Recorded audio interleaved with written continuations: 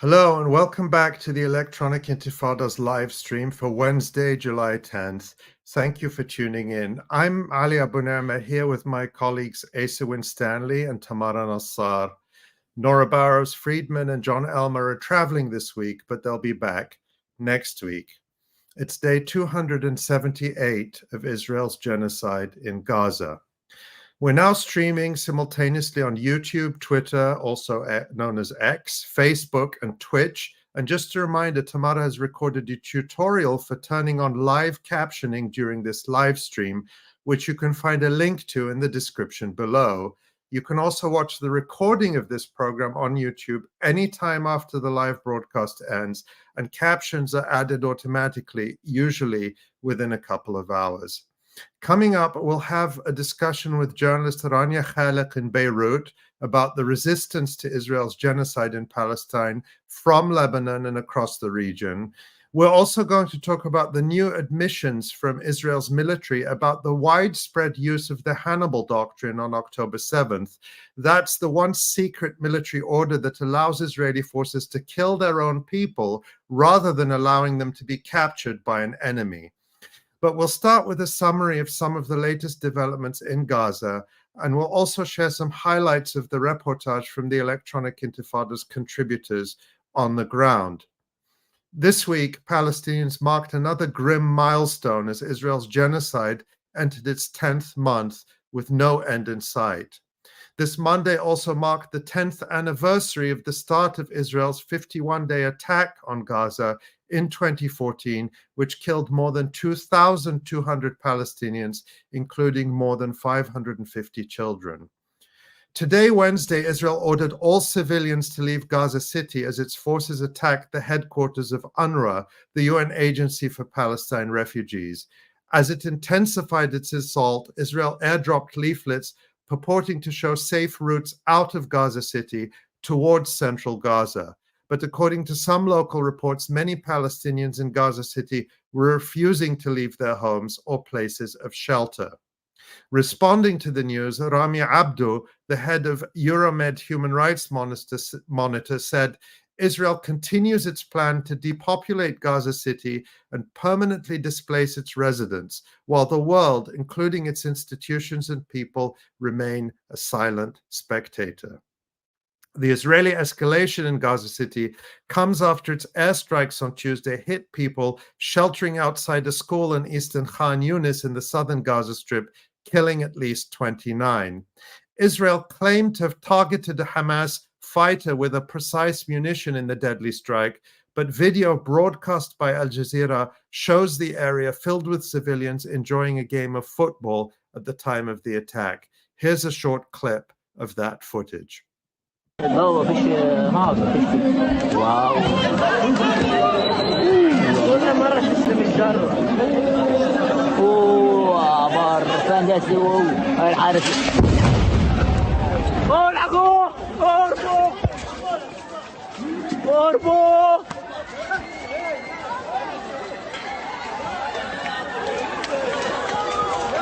اهربوا اهربوا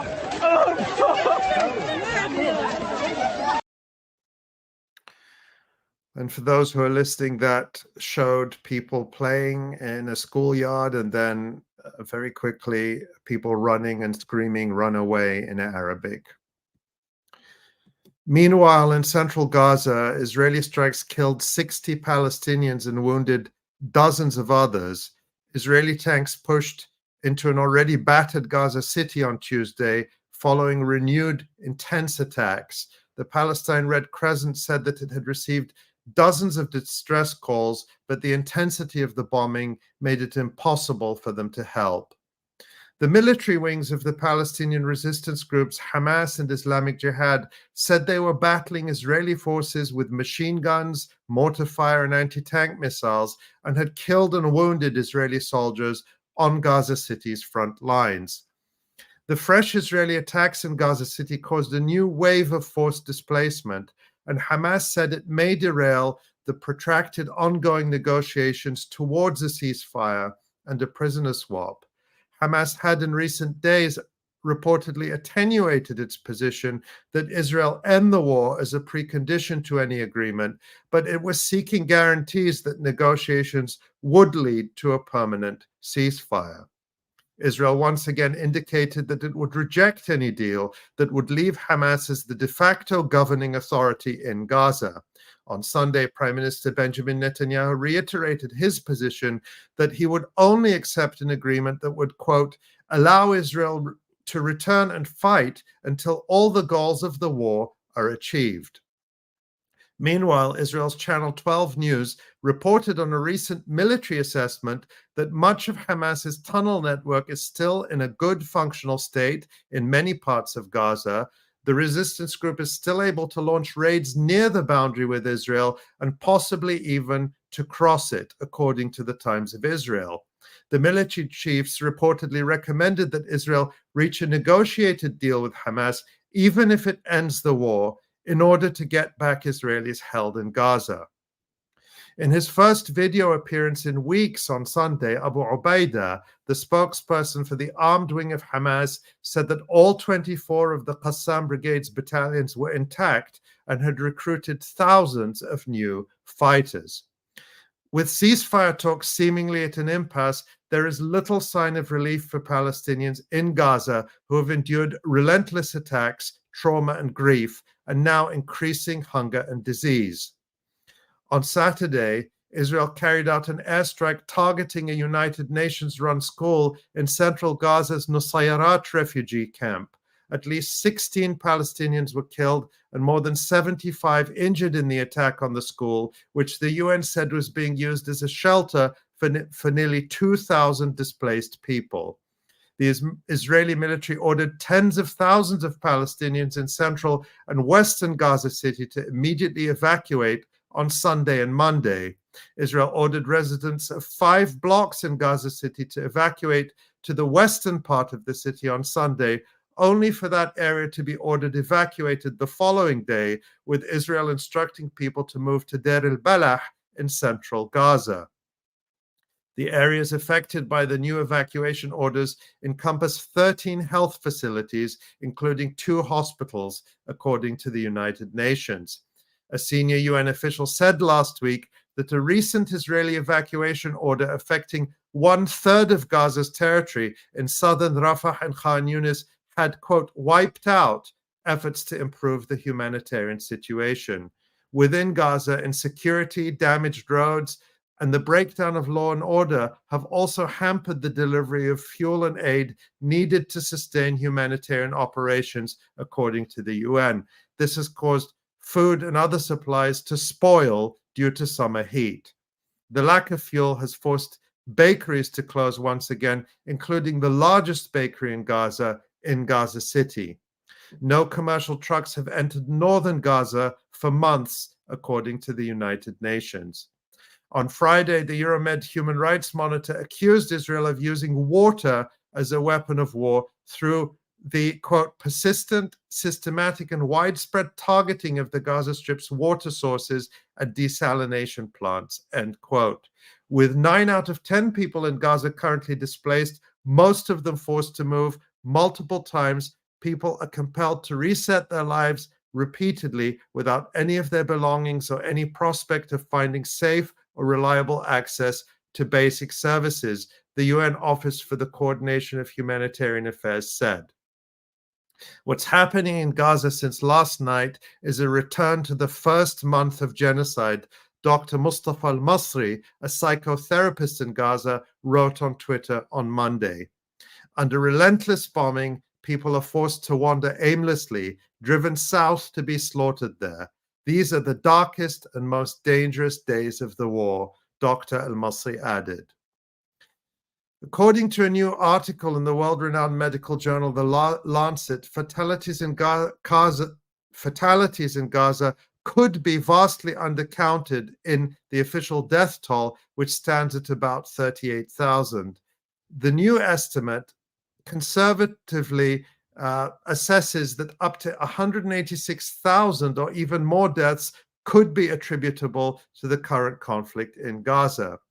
These deaths would include tens of thousands of people killed by direct violence, and tens of thousands more who have lost their lives from such causes as reproductive, communicable, and non-communicable diseases resulting from the conflict.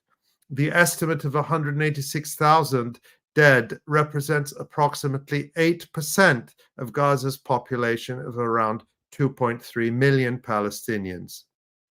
The recent deaths of more Palestinian children due to hunger and malnutrition leaves no doubt that famine has spread across the entire Gaza Strip, a group of independent UN human rights experts warned on Tuesday. They added that Israel's intentional and targeted starvation campaign against the Palestinian people is a form of genocidal violence and has resulted in famine across all of Gaza. This has been a summary of some of the key developments detailed in an article by our colleague Maureen Claire Murphy, headlined "Gaza Facing Most Dangerous Days of the Genocide." You can read the full report at the Electronic Intifada.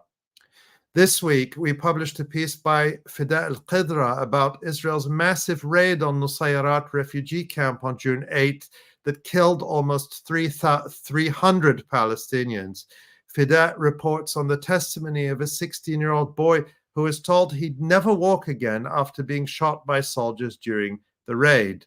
On 8 June, Mu'min was with his grandfather in a family-run supermarket when they heard the sound of explosions. A rapid decision was taken to close down the shop and head for his grandfather's home in the hope that it would be safer there.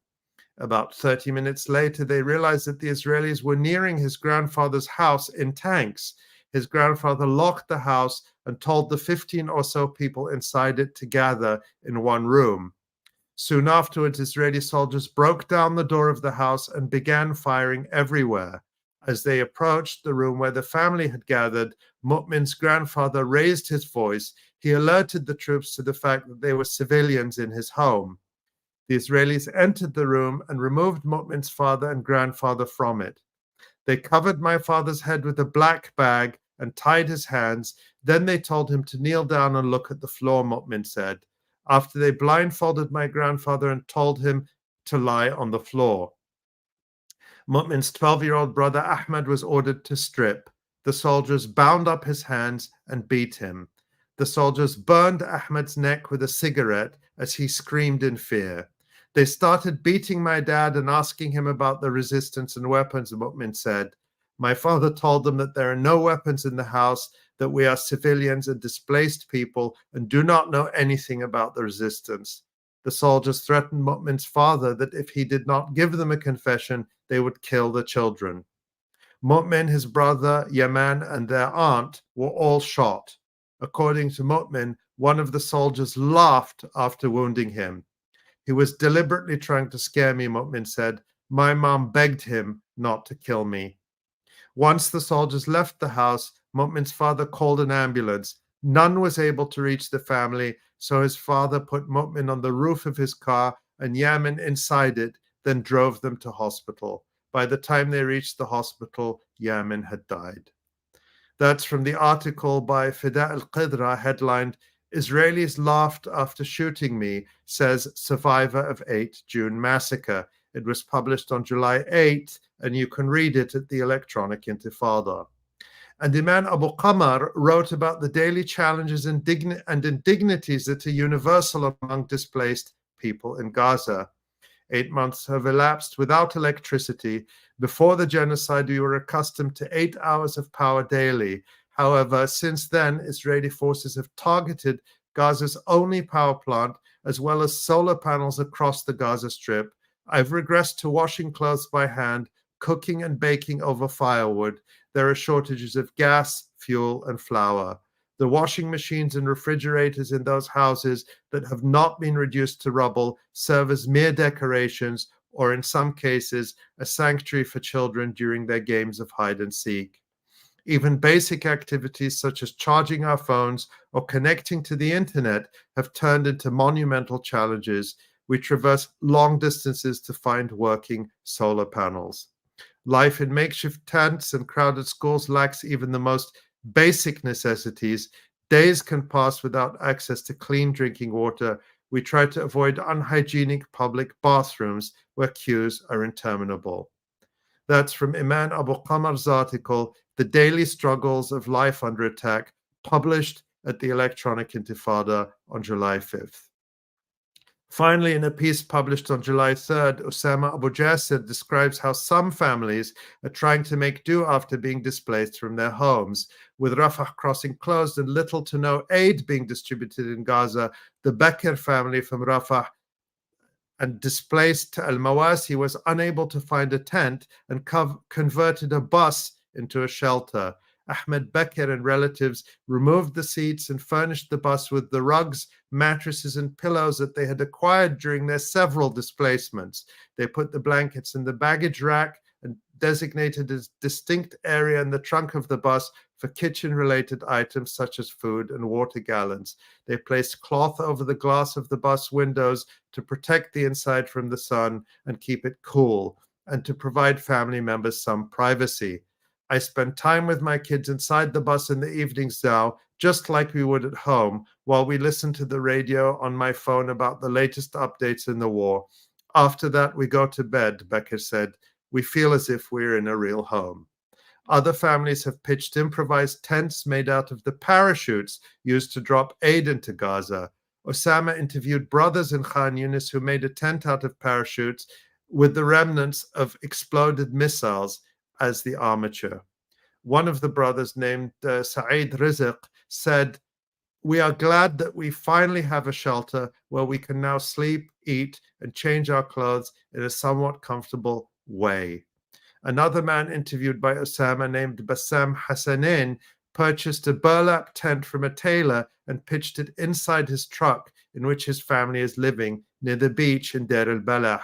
Bassam said that getting a shelter became our greatest aspiration during the current war. If we find a tent, we can find no space, and if we find space, we can find no tent. The man who is displaced from Rafah said that we find a solution for any difficulty we face. We don't give up. That's from the piece Lack of Tents Leads to Shelter Innovations by Usama Abujid, which you can read at the Electronic Intifada. Hi, Asa. Hi, Ali. How are you? Good to see you. Yeah, good to see you too. It's I mean, I don't envy you that job, and I don't envy Nora her regular job of rounding up these headlines, because it's just day in, day out of new horrors.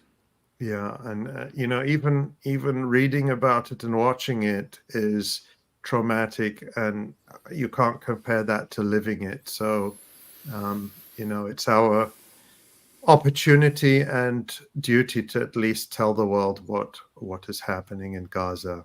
Yeah. And now we're going to turn to what's happening in Gaza and the broader region with our guest. And so if you're just joining us, you're tuned in to the Electronic Intifada live stream. I'm Ali Abunema here with my colleagues Asa Winstanley, and behind the scenes, the extraordinary Tamara Nassar. And we're delighted to be joined now by Rania Khalid. Rania is a journalist with Breakthrough News, a non-profit media outlet providing independent, fact-based reporting and commentary, just like us here at the Electronic Intifada. Rania is the host of the show Dispatches. It's probably my favorite current affairs program, providing some of the most probing and insightful interviews on the situation in Western Asia, and on geopolitics more generally. I've been honored to be a guest on Rania's show several times, and she's really a brilliant interviewer. So I'm a bit nervous about being on the other side, and I hope that we can do as good a job as Rania does. Rania is based in Lebanon, and she's coming to us now from Beirut. Welcome to the live stream, Rania. Thank you so much for having me, Ali. And I'm anxious about being on the other side, because you're one of my favorite people to interview, and you're always so eloquent and wonderful and full of so much information. So I hope I can do this justice. Thank you. I'm sure you will. And I think it's going to be a great conversation. So let's get started. And I want to start by asking you about a report which appeared in the British right-wing newspaper, the Daily Telegraph, a couple of weeks ago, which claims that the resistance group Hezbollah is storing weapons, including long-range missiles, at Beirut airport. What's the motive? What's the motivation for the report, which, by the way, the Telegraph sources to so-called whistleblowers, and what's been the reaction to it in Lebanon? Well, I want to point out the title of the report actually changed because of the reaction to it. There was a lot of peculiar things about this particular report. I mean, of course, we expect lots of propaganda from an outlet like the Telegraph, which is constantly denying Israeli war crimes and repeating Israeli lies. But this report in particular had no byline, which was quite strange. There's no byline, there's at least something that says, written by Telegraph staff or something along those lines. But there was nobody put their name on this report, which made it a bit odd.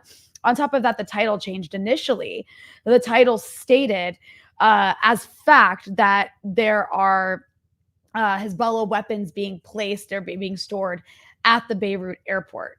And then there was such an outcry about that, and including from people who are anti-Hezbollah, by the way, that they ultimately went back and changed the title to, airport bosses deny that Hezbollah stores weapons at the airport.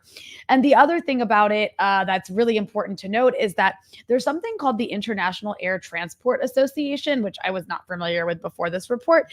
But in the report, the Telegraph had quoted this International Air Transport Association, or IATA, as having it was a quote attributed to an unnamed IATA source, essentially confirming that, yes, this is what's happening at the airport.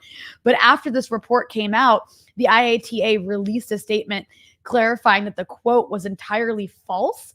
And they said IATA has not and will not comment on the situation at Beirut airport. And they emphasized that it doesn't even involve itself in political or security matters in Lebanon and does not provide commentary on such issues. They also noted that they contacted the Telegraph to correct this error.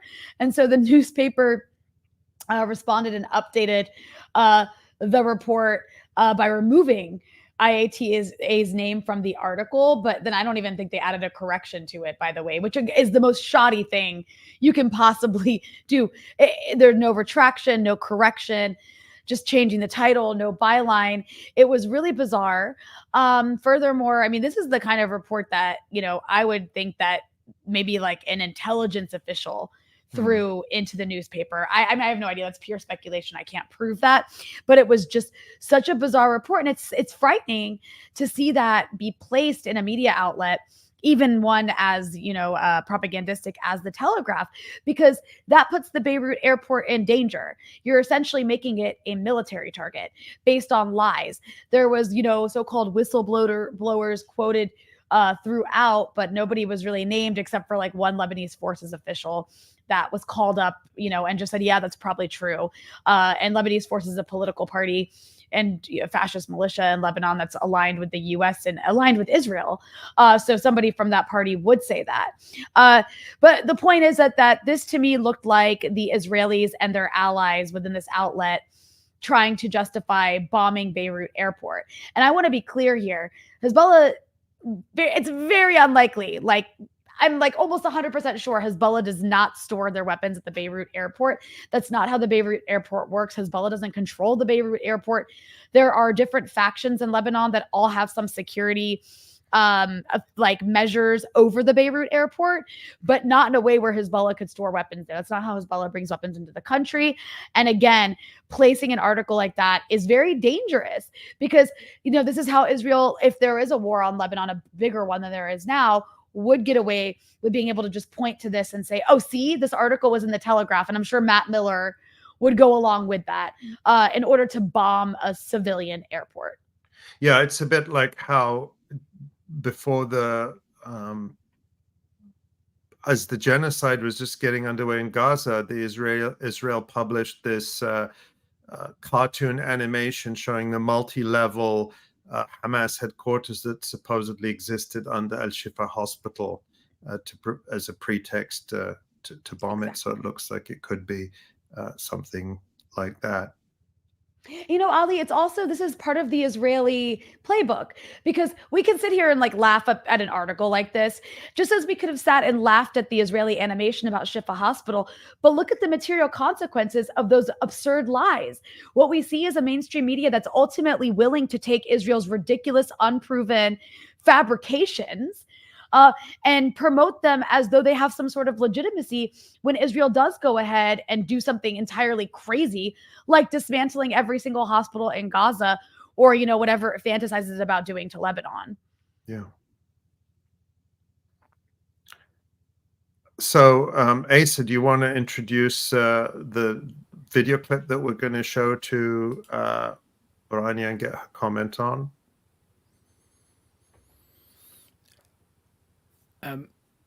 Sure. Yeah. The Israeli Education Minister 𝐓𝐿 I think that's how you say his name, threatened in recent days that Israel will destroy Lebanon. So let's have a look at this clip. זה לצרפתים ולאחרים, מה שנקרא, ממדינות העולם שטוענות את זה. אין שום הבדל בין חיזבאללה ללבנון. לבנון תושמד לאור כמו שהדברים מתקדמים. ואני אומר את זה אפילו עכשיו בצורה מאוד בוטה. אנחנו באירוע שבו לבנון הולכת לקראת השמדה. לא תהיה אותה לבנון כמו שהם מכירים. אני לא הולך להתעסק בצייד קטיושות של חיזבאללה. את המחיר לתוקפנות מאדמת לבנון תשלם מדינת לבנון. סליחה, השר קיש, אתה השתמשת במילה, ביקשת שאני לא אקטע אותך. תושמד. השמדה יש לה במינוח העברי, אתה יודע, לשר הביטחון אמר תחזור לימי האבן. אתה יודע מה? אני מתקן את דבריי. לא תושמד. לבנון כמו שאנחנו מכירים אותה לא תהיה קיימת. לבנון תשלם את המחיר הכבד בגלל חיזבאללה. ואני מתקן את דבריי, לא תושמד, אבל אני מדייק. Yeah, so for people who are listening, what he... it's kind of astonishing, really. I mean, essentially what he's saying there is that he's essentially threatening to annihilate Lebanon. I mean, that is the genocidal rhetoric that we're used to hearing from the Israelis. That is the education minister, by the way, of Israel. I mean, what a country when the person in charge of your education ministry is threatening genocide against its neighbors. But I guess we've gotten so used to it here, whether we're talking about Palestinians or Israel, just referring to any of the neighboring countries. But we shouldn't allow that to be normalized rhetoric. Meanwhile, what you'll have in the US media is a portrayal of Israel as some innocent victim against these evil terrorists called Hezbollah. You don't hear that kind of rhetoric, by the way, from Hezbollah. Yeah. You don't hear it from Hezbollah Secretary General Hassan Nasrallah. He always makes, they make a distinction. They don't threaten to annihilate all of Israel. They don't threaten civilians. That was a threat of collective punishment against the civilian population of Lebanon, who he's saying have to pay a price for Hezbollah's aggression.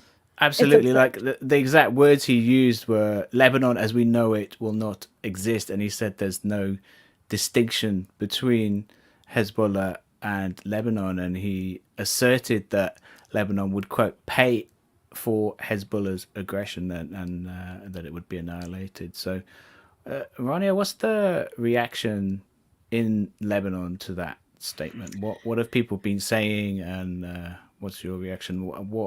I mean, these are kind of routine statements from Israeli leaders, as you mentioned. So, what is the mood in Lebanon about this? Is it caused any kind of panic, or are people kind of used to it? I would say maybe in October and November, people were quite nervous. In Lebanon, you had a lot of the embassies issuing statements to, the Western embassies saying, leave while you can, while the commercial options are still available. You had airlines canceling flights. There was a fear, you could feel it in the air. It's all anybody was talking about was what was going to happen here, in addition to just being horrified by the images coming out of Gaza. And I mean, Israel did use Gaza as psychological warfare and still does about Lebanon. You'll constantly hear references from Israeli Prime Minister Benjamin Netanyahu and Defense Minister Yoav Gallant, and basically anybody who goes and visits the north for some sort of PR tour in Israel will promise to turn Beirut into Gaza. and to do it to Lebanon what they've done to Gaza. So in the first couple months, people were quite frightened, including myself. I mean, it was scary to be here and to watch again, for the first time, Israel was hitting parts of Gaza that in prior wars it hadn't really touched. And the dismantling of hospitals, it was clear that this is a country that's gone completely mad more than usual and was willing to go way over all the supposed red lines. But I think at this point, it's become so normal and so routine to hear threats of annihilation and genocide from Israel that people have learned to live with it. And it's not normal, but it is normal here. So, I mean, right now it's tourist season in Lebanon. All the expats come and visit over the summer, and many people are still coming. They're bringing their families. And people just don't take the embassy warnings as seriously. They don't really take the Israeli threats as seriously. And there is a sense that, even from people who strongly dislike Hezbollah, and there are a lot of those people in Lebanon, there is a sense that Hezbollah is in fact acting as a kind of deterrent to Israel turning Lebanon into Gaza. And we can talk more about what that means exactly.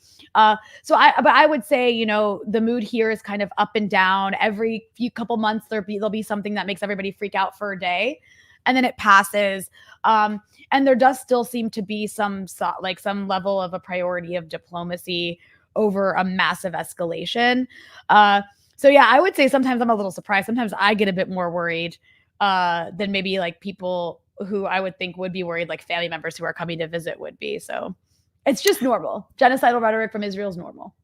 Yeah, well, that's by itself is a pretty shocking statement. But let's talk a bit more about the internal political situation in Lebanon as it relates to the resistance. So as well as confronting Israel's military might, and over the past months, we've regularly featured reports on the incredible feats of the resistance in terms of the precision and the strength with which it's striking Israeli forces, surveillance equipment and monitoring equipment, and strategic targets all along the boundary. So as well as confronting Israel militarily, the Lebanese resistance also faces, as you mentioned, internal opposition from forces aligned with the United States, and even to some extent, Israel, as you mentioned in the case of the Lebanese forces militia or political party. And the US has also led efforts to sabotage and hobble Lebanon's economy, which has been in really dire straits over the last 5 years. During his speeches, Hezbollah leader Sayyid Hassan Nasrallah often addresses his own countrymen and countrywomen who align with the West against the resistance, and he answers their claims that resistance is too costly. On the other side, you have anti-resistance forces who claim that Hezbollah is trying to take over Lebanon or makes decisions about the fate of the country without consulting anyone else. How do you see these internal dynamics developing at the moment? Is Hezbollah winning the domestic argument, or are these positions just too entrenched? What can you tell us about what's happening inside Lebanon? So it's interesting, and I'll talk a bit about the sort of polarization in Lebanon. But before I do, I want to note that there was a poll done. And I mean, this was several months ago at this point, but it was an interesting poll nonetheless, because it was about Lebanese public opinion toward October 7th and towards Hezbollah's response essentially to October 7th and the general resistance response to what happened on October 8th and afterwards. And this was a polling firm called Information International, which is quite trusted. They conducted this survey, and they found that 76% of Lebanese supported Hamas's attack, which was interesting. 17% were neutral, 8% opposed. And then split by sect, 93% among Shias and Druze were in support, 88% of Sunnis, and even 50% of Christians. And that's an important number because oftentimes throughout Lebanon's history, recent history, the Christian community has been, the West has attempted to co-opt the Christian community in pretty significant ways. And even as I've initially tried to wanted Lebanon to be this sort of Christian country that could be alongside the Jewish country of Israel.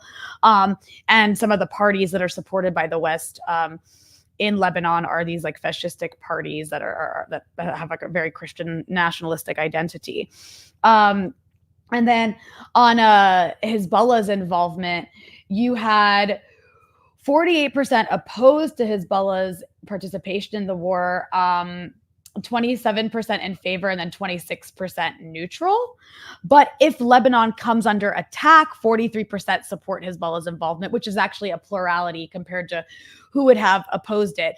So those are interesting numbers because of how they break down across sect, because it was pretty consistent across sect, just to see ultimately, except for the sort of 50-50% among Christians, that a majority of people would support the resistance efforts in these different sects.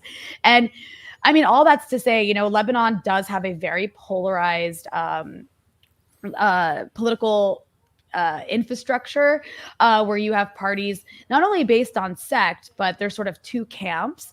One of the camps is the sort of like pro-resistance camp that has a bunch of parties behind it of many different sects. And then one of them is the sort of anti-resistance pro-US camp.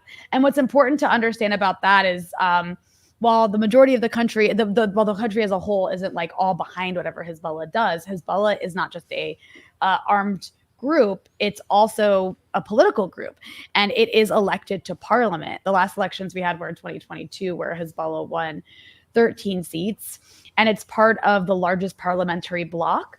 The parliament as a whole has 128 seats, and the Hezbollah aligned bloc has over 60 seats. So that's, significant because, the U.S. always talks about how important voting and democracy are.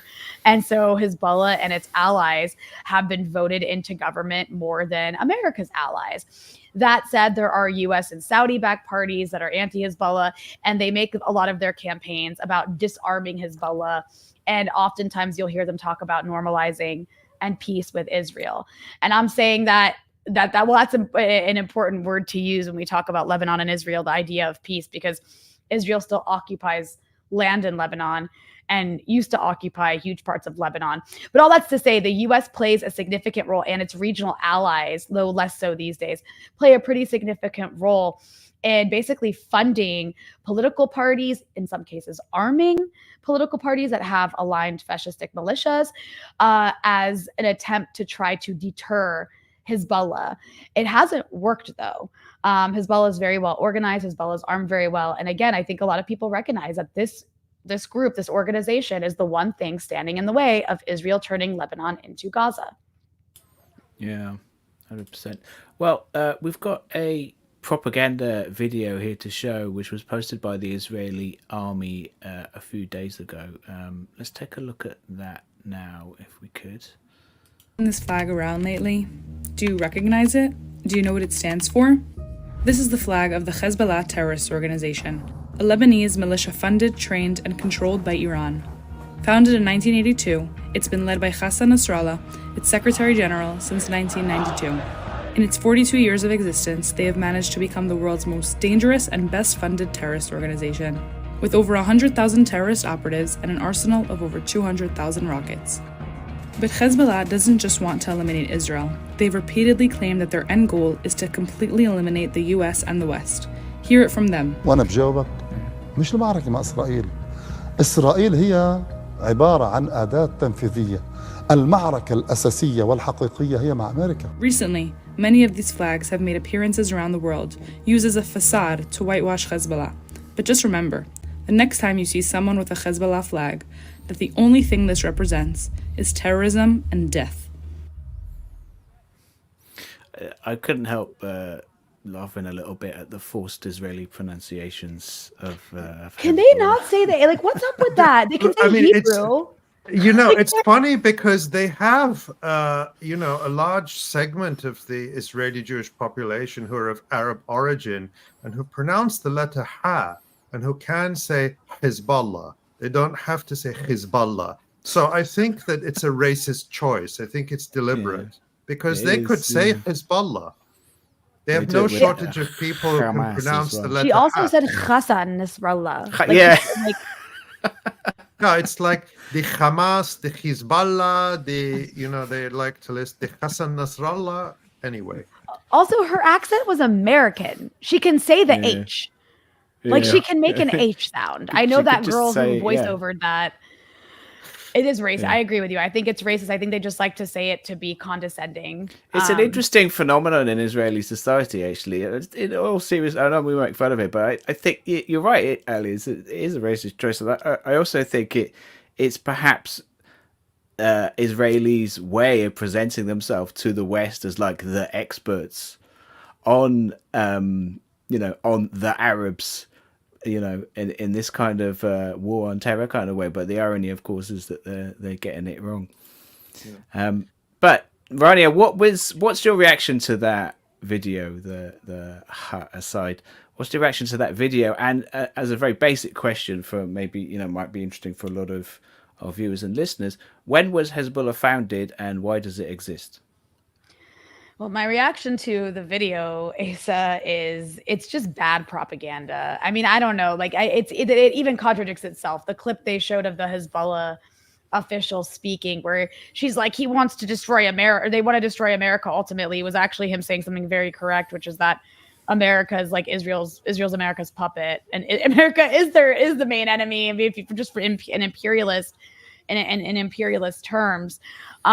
So I just think that video is bad propaganda, and I think it demonstrates that Israel would have a bit of an uphill battle, just as it has. I mean, all of its propaganda has been really, really bad. But that said, I think it's important to recognize, and probably a lot of your viewers already have some understanding of this, but it's important to always reemphasize why Hezbollah exists. It didn't just come out of nowhere. It didn't just decide to organize itself to hate Israel. Israel committed several atrocities, one after another, against Lebanon during Lebanon's civil war, which a lot of countries were involved with, including the US and Israel, who were funding, and France, by the way, who were funding and arming fascist sectarian militias that also committed atrocities. And in 1982, Israel put a siege on Beirut, starved people. I mean, a lot of what you see happening in Gaza, Israel did in Beirut in 1982. They also invaded Lebanon, occupied many areas, including, I'll add, my own family's home was occupied by the Israelis. And by the way, sorry to interrupt you, Rania, that was the siege of Beirut. Mm-hmm. And of course, the massacres that then happened in the Sabra and Shatila refugee camps. That was the siege of Beirut that President Ronald Reagan compared to the Holocaust, just to provide context. Yeah, he called up Menachem Begin and told him, the Israeli prime minister at the time. Right, at the time, and told him, what you're doing is like a Holocaust, stop. It's like too brutal. And he joked around. There's like a back and forth that's been transcribed. He joked back to Ronald Reagan, like, don't throw that word around. Like, we know what a Holocaust is. And he's like, no, seriously, stop. And within 20 minutes, they stopped, which also shows the power America actually does have over Israel, but President Biden is choosing not to use, because he wholeheartedly backs this genocide. So I'm glad you brought that up. But yes, Ronald Reagan called it a Holocaust. I think in the course of like a couple months, they killed like 20 or 30,000 people. What they did to Beirut was disgusting, just as what they're doing to Gaza.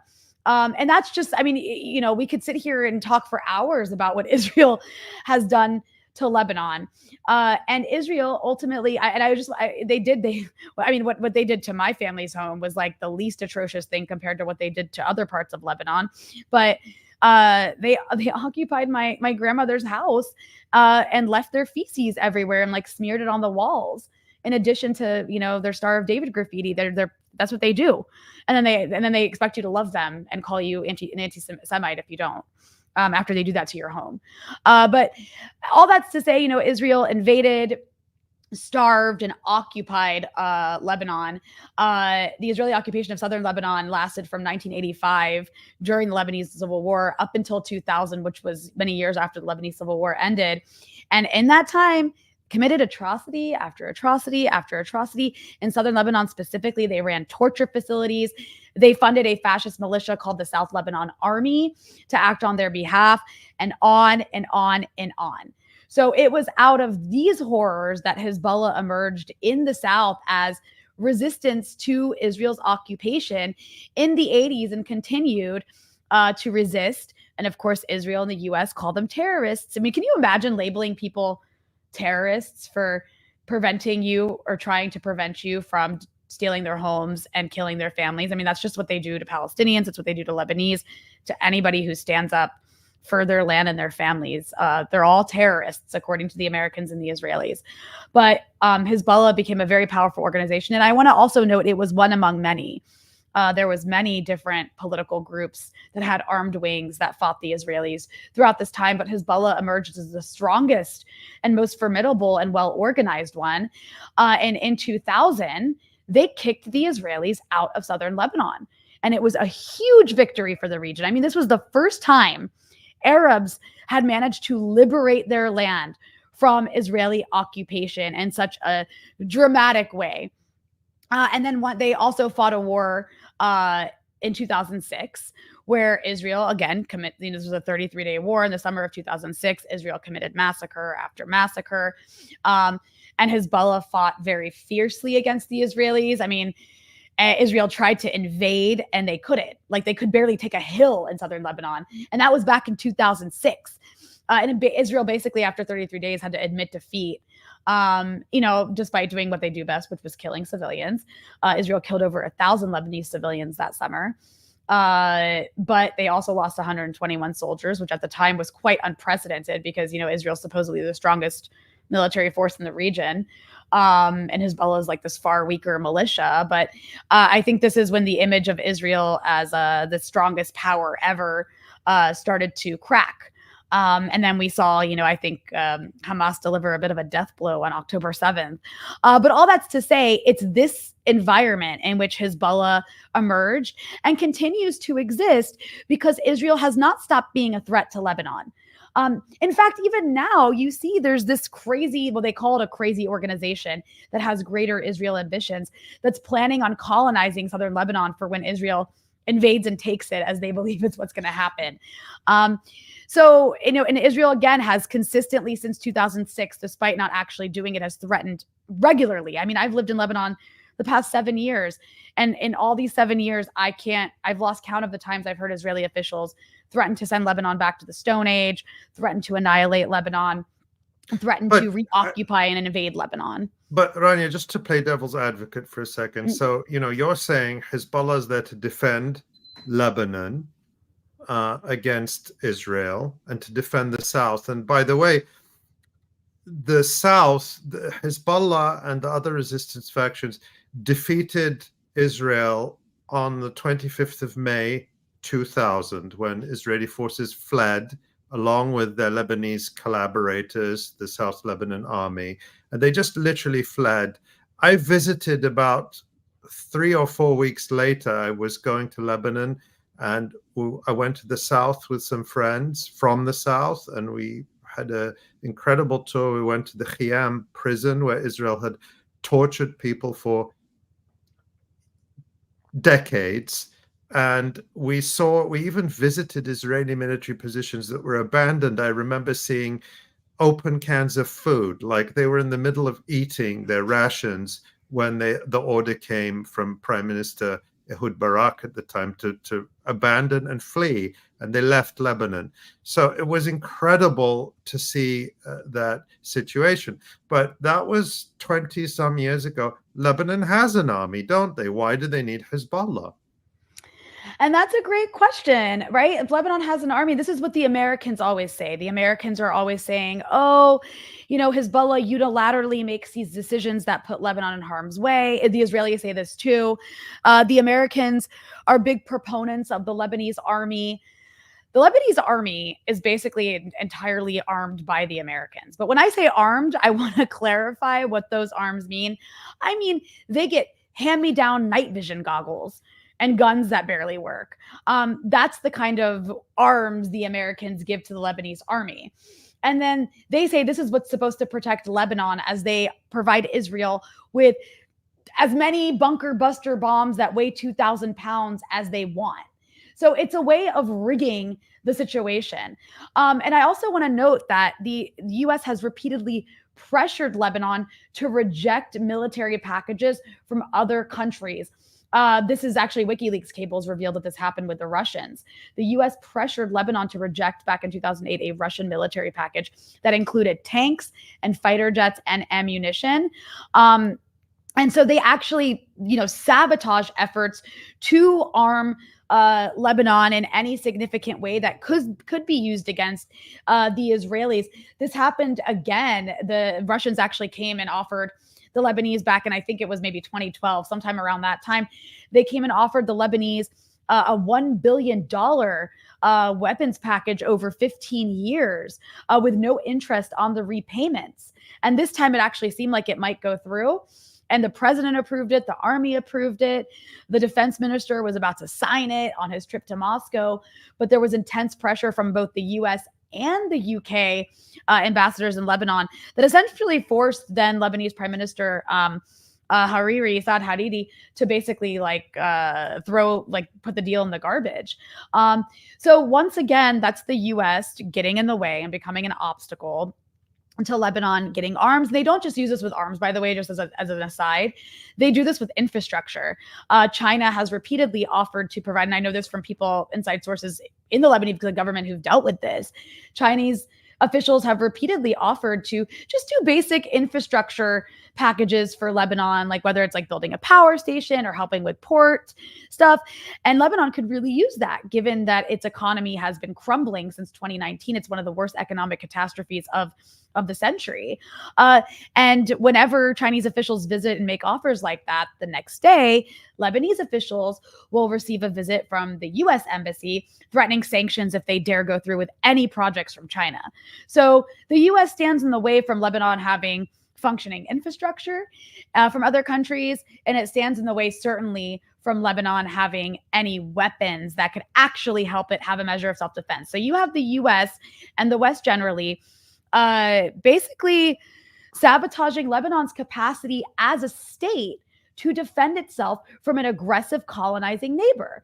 So what is Lebanon supposed to do? What is Hezbollah supposed to do? Just put down their weapons and say, please, welcome, do as you please, and hope for the best? That no one would do that in their right mind, especially given Israel's history. And I would also add, we need to look at what Israel's doing in Gaza right now. They're committing a genocide. They've destroyed hospitals. We know from a New York Times investigation that they are sodomizing people to death with hot metal sticks.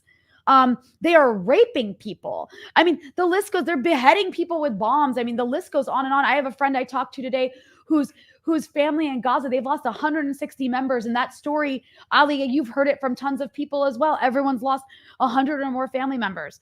The only thing standing in the way of rape and massacres and torture and concentration camps and death on a mass scale in Lebanon is Hezbollah.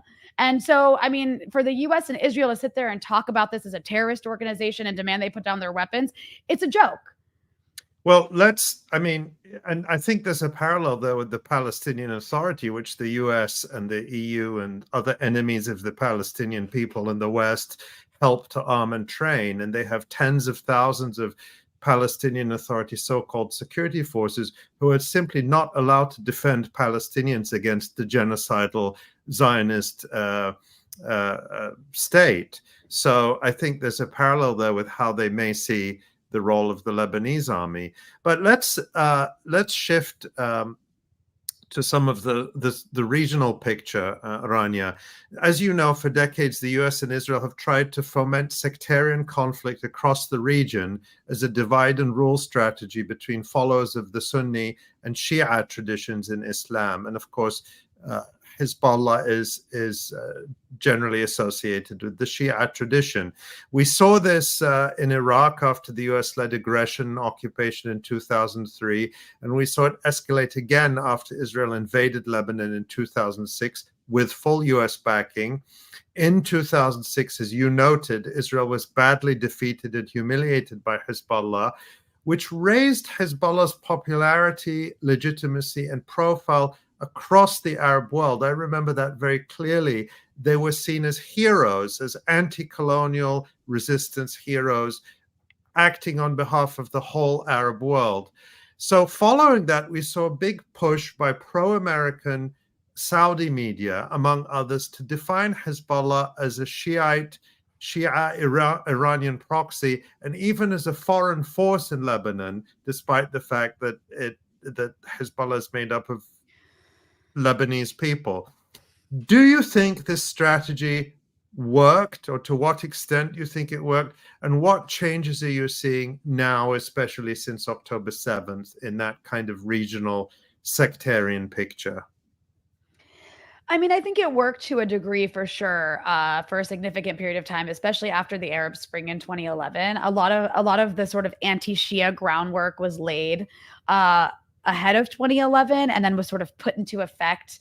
But before I get to that, I just want to note, you mentioned Iraq, and I think one of the ironies about Iraq is that before 2003, when the US was building up to invade and occupy Iraq, it was evil Sunni Saddam who was going to genocide all the Shias. That was the narrative, is the Sunnis were the Nazis and the Shias were the Jews of Iraq, if you will. And if we don't go in and invade, I mean, that was one of the talking points you'd hear, is that there's going to be like a Holocaust against Shias. And then after the US invaded and occupied, and there was both Sunni and Shia militias, and there were Shia militias fighting the US occupiers, you had a change around. And then suddenly it was the big bad Shia militias of Iraq, and the Sunnis became, the Jews who were faced with a Holocaust.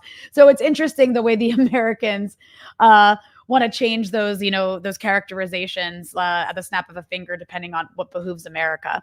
And we know one thing's for sure: America doesn't care about any Arabs, regardless of their sect. They can be Christian, they can be Muslim of any sect, they can be Druze, it doesn't matter. It's just what benefits the U.S. That said, you're right. After 2006, that Hezbollah victory over Israel that the region celebrated was seen as a huge threat. And I remember there was that Seymour Hersh article. I think it was probably in the New Yorker at the time. It was called maybe The Redirection.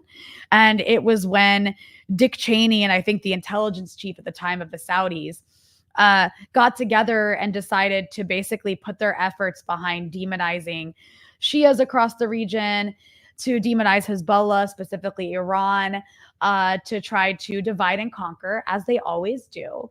And so when 2011 rolled around, you had the Arab Spring, you had the Syrian government framed in this way of like being some anti-Sunni genocidal government against Sunnis, that's backed by big bad Shia Iran, and that Sunnis across the region are under threat from like Iraq to Lebanon by these evil Shias who are actually all agents of Iran. That's what the Gulf media, funded media in the region would say. Sadly, even Al Jazeera bought into this at the time, or promoted this at the time. And it did have lasting damage, I think, in terms of how people view groups like Hezbollah in Lebanon. They are viewed even internally by some Lebanese as agents of Iran. In fact, there's even a talking point you'll hear from the sort of pro-American elements of Lebanon, that there's an Iranian occupation of Lebanon.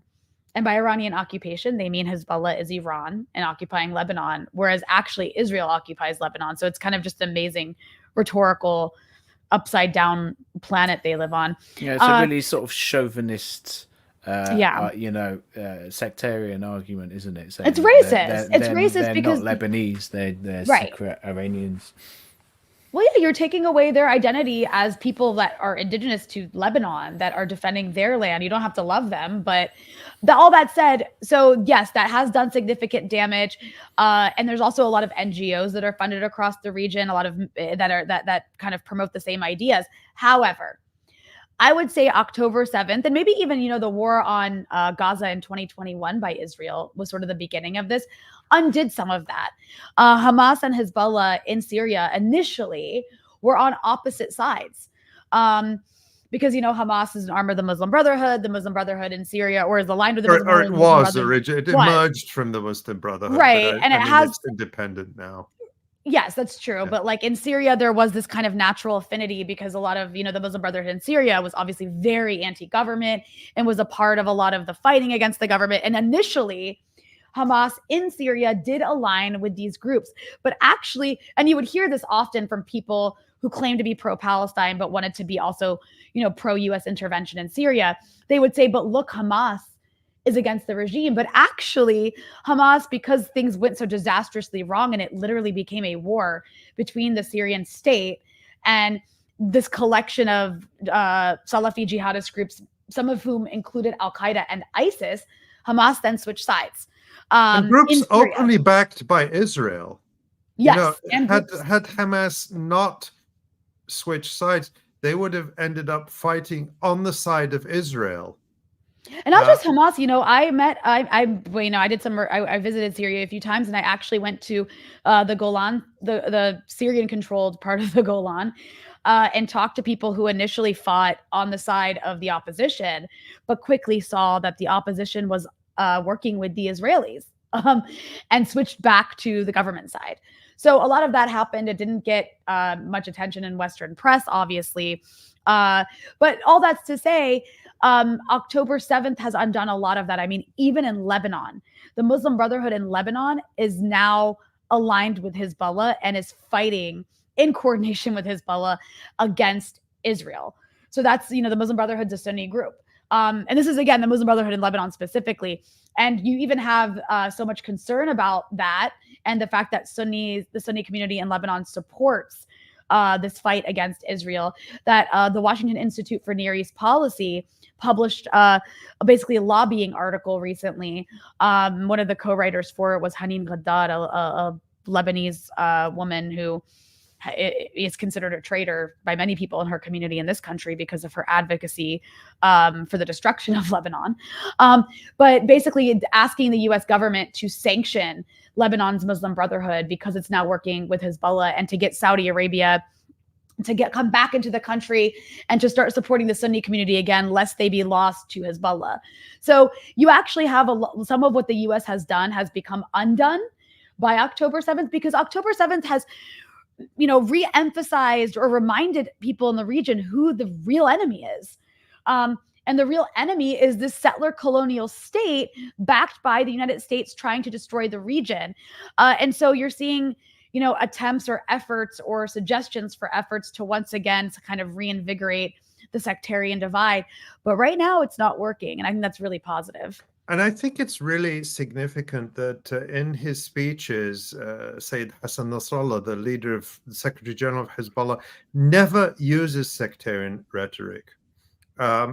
He is very anti-sectarian, and he gave a recent speech to thank people for the condolences they gave for the passing of his mother. And I thought it was very notable that he was talking about his life and his childhood. It was a very personal speech. And he talked about growing up in a poor working class neighborhood. I forget the name of it. But he talked about how when he was growing up, this was before the Civil War, there were Sunni and Shia and Christians of all different traditions, and people of Armenian background and Kurds and so on. And he said, my memories of that neighborhood and how people were living together is the model I want for the future of Lebanon. So that's the rhetoric that Hezbollah consistently uses. Now you can say, oh, well, he doesn't mean it, or I mean, you can put whatever analysis you want on it. But the point I'm making is they do not seek to exacerbate with their rhetoric sectarian divisions. It is very much the United States and its allies, and Israel and its allies, who use that sectarian rhetoric, who, for example, warned years ago about a so-called Shia crescent across the region, as if this was kind of a threat. You can imagine someone talking about a Jewish crescent and how anti-Semitic that would be perceived as. So to talk about a Shia crescent or the Shia population as a threat is just as bigoted. But I think it's really significant. Rania, we're going to just real quick. Yeah. Can I just add one thing Sure. to what you said? I want to also note that Nasrallah makes a very clear point about separating the understanding of Zionism and Judaism as well. Like, he's not sectarian when it comes to Jews either. And I think that's important to say too. He's also somebody who recognizes that it's not Israel controlling things, it's the US, and that US imperialism is the primary problem. So I would say across the board. But yeah, please go ahead. Yeah. Thank you, Rania. And just, you're going to stay with us, but we're going to close out this segment with I just want to sort of come out to the regional picture. and just get your thoughts on that. Hezbollah, of course, sees itself, as we've talked about, as part of a bigger regional resistance front, which includes the Palestinian resistance, Syria, Iraq, Yemen, and Iran. Talk about this regional front. How robust is it? Is it winning? Is it doing enough? And I also want you to talk about the position of the US in the region. Is it on the decline? Is the resistance front winning? And just give us your thoughts on kind of the bigger regional picture. I mean, I think that this is such a significant moment in history, not only because there's a horrific genocide that's the worst thing that's happened so far this century, but also because for the first time, we see this kind of united resistance across the region. This is not the Middle East of 2003, where the US can just come in with bulldozers and take out an entire country with zero effort to push back. You have various groups across the region, in some cases countries, that are aligned together. They call themselves the resistance axis. And we're seeing them for the first time coordinate together against a bigger enemy. And so, of course, first and foremost, you have Hamas and Gaza. I mean, they are fighting the primary fight, right? And they're still fighting quite fiercely, as you all talk about regularly on this program. And John Elmer is really good at laying out the military analysis of that. And you also have Palestinians fighting in the West Bank, which is, I think if it wasn't for what's happening in Gaza, what's happening in the West Bank would be international headlines. But, Gaza is like so horrific. It's easy for other things to kind of be overshadowed. You have the front in Lebanon. That's another front where Hezbollah is, playing a huge role in deterring Israel with a tit for tat that you've talked about on this show. That's quite significant. And again, is the only reason Israel has, what are we on, 200? I'm sorry, you counted 276. Is that what today is? Of this horror show.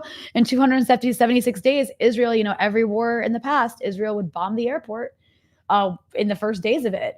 So far, it's been 276 days, and the airport in Beirut, still till now, I mean, that could change, but it still stands. And that is because of the Lebanese resistance. You have a resistance that has emerged in Iraq, made up of a collection of groups that fought ISIS and, have an anti-imperialist bent and see themselves as resistance to the US.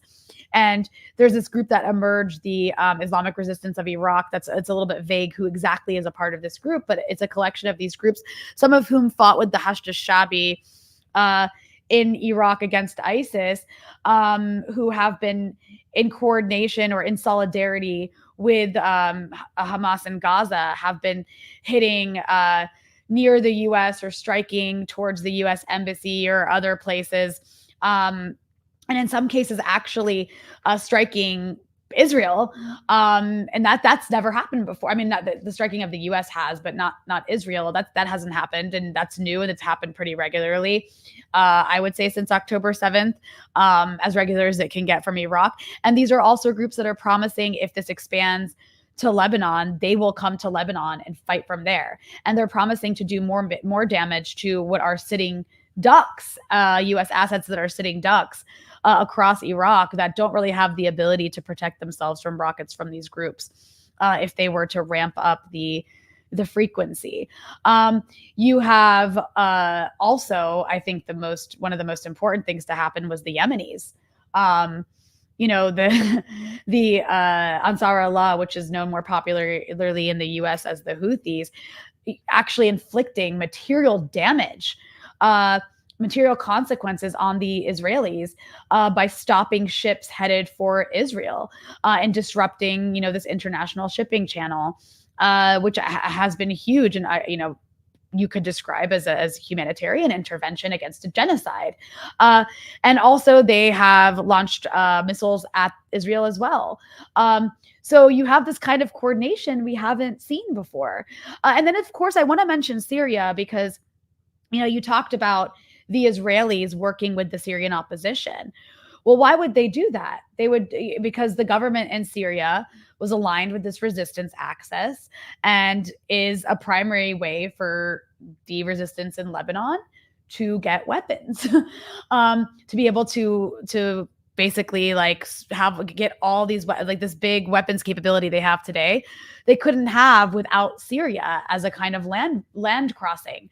And that would have been ruined had the US and Israel been successful at completely collapsing the Syrian state and replacing the government there with a pro-US, pro-imperialist government. Or with the failed state like in Libya and, you know. Exactly. And there are certain parts of Syria that sort of became failed or are still kind of failed state zones in a way.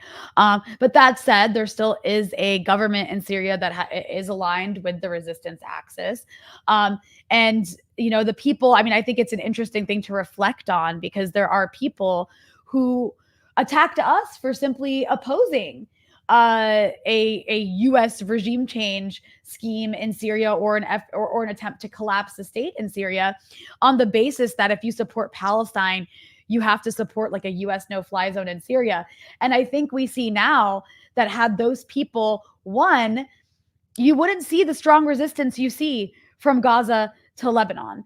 So I think it's really go ahead. And sorry to interrupt, but I don't think I've heard any of those people, many of them residents at Washington think tanks and backed by the State Department and so on. I haven't seen any of them calling for a no-fly zone over Gaza. No, they wouldn't dare. How could you? That would be like an act of terrorism if you were to ask those people. But yeah, I mean, I think like that when all of this together is significant, I think it's going to be one of these sort of historical moments that PhDs will be written about because of this collaboration. And, you know, I think what's interesting about it too is that the US kind of had this self-fulfilling prophecy in a way. They kept saying, I mean, it's not a Shia crescent, but they kept fearing that if we don't change one regime after another, we're going to have these various groups and states be able to form an alliance against our imperialist interests in the region. And that's what we see now. And it's also at a time when the US is, or has been, you know, very much trying to shift from its so-called war on terror, though it's more like a war of terror, focused on the Middle East or on West Asia, to this great power competition with Russia and China. And you've seen that shift, or the attempted shift, taking place beginning with the Obama administration.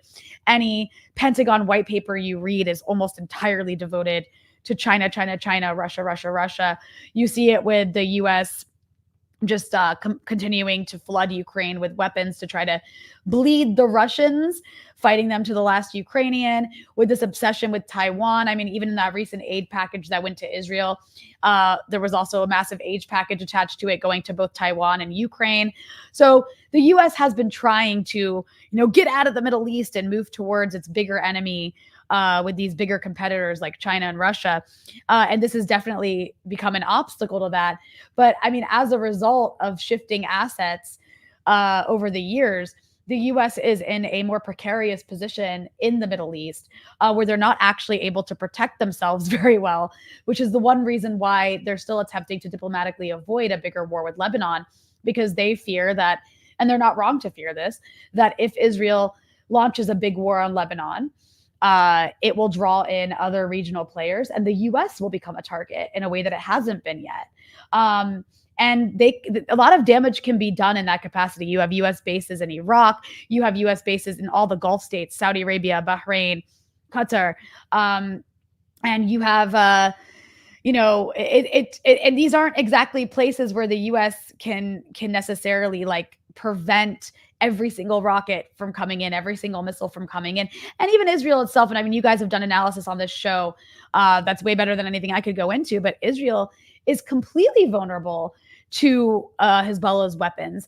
And if Iran were to get involved in any way, I mean, you saw it took a week of advance notice and like 5 countries offering their air defenses to prevent those Iranian missiles, those 300 Iranian missiles from a couple months ago, from actually doing damage to Israel. And that's when they had warning, you know, like the Iranians are saying, guys, we're going to attack. Guys, we're launching the missiles now. We're launching the drones. They're on their way. They're going to take hours and hours. We'd hate for you to get this much advance warning so that you can get all your forces ready. And the point is, from the analyses that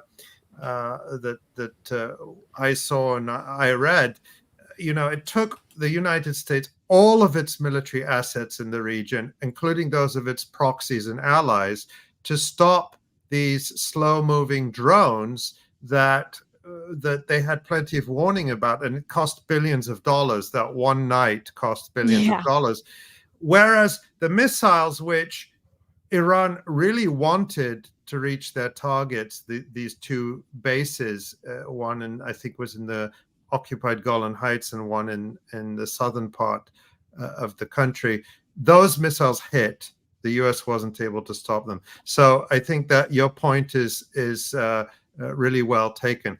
But Rania, I want to shift now. There's a lot more we could talk about on all of these topics. We could stay here for hours, and we wouldn't want to stop listening to your insights.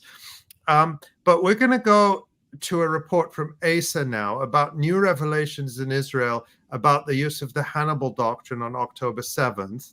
That's the secret order that allows Israeli forces to kill their own people rather than let them be taken captive by an enemy. And Rania, we want you to stay with us because we want to get your reaction to this as well. But first we'll hear from Asa, and then we'll come back and talk about what he's going to show us. Go ahead, Asa. Yeah, thanks, Ali.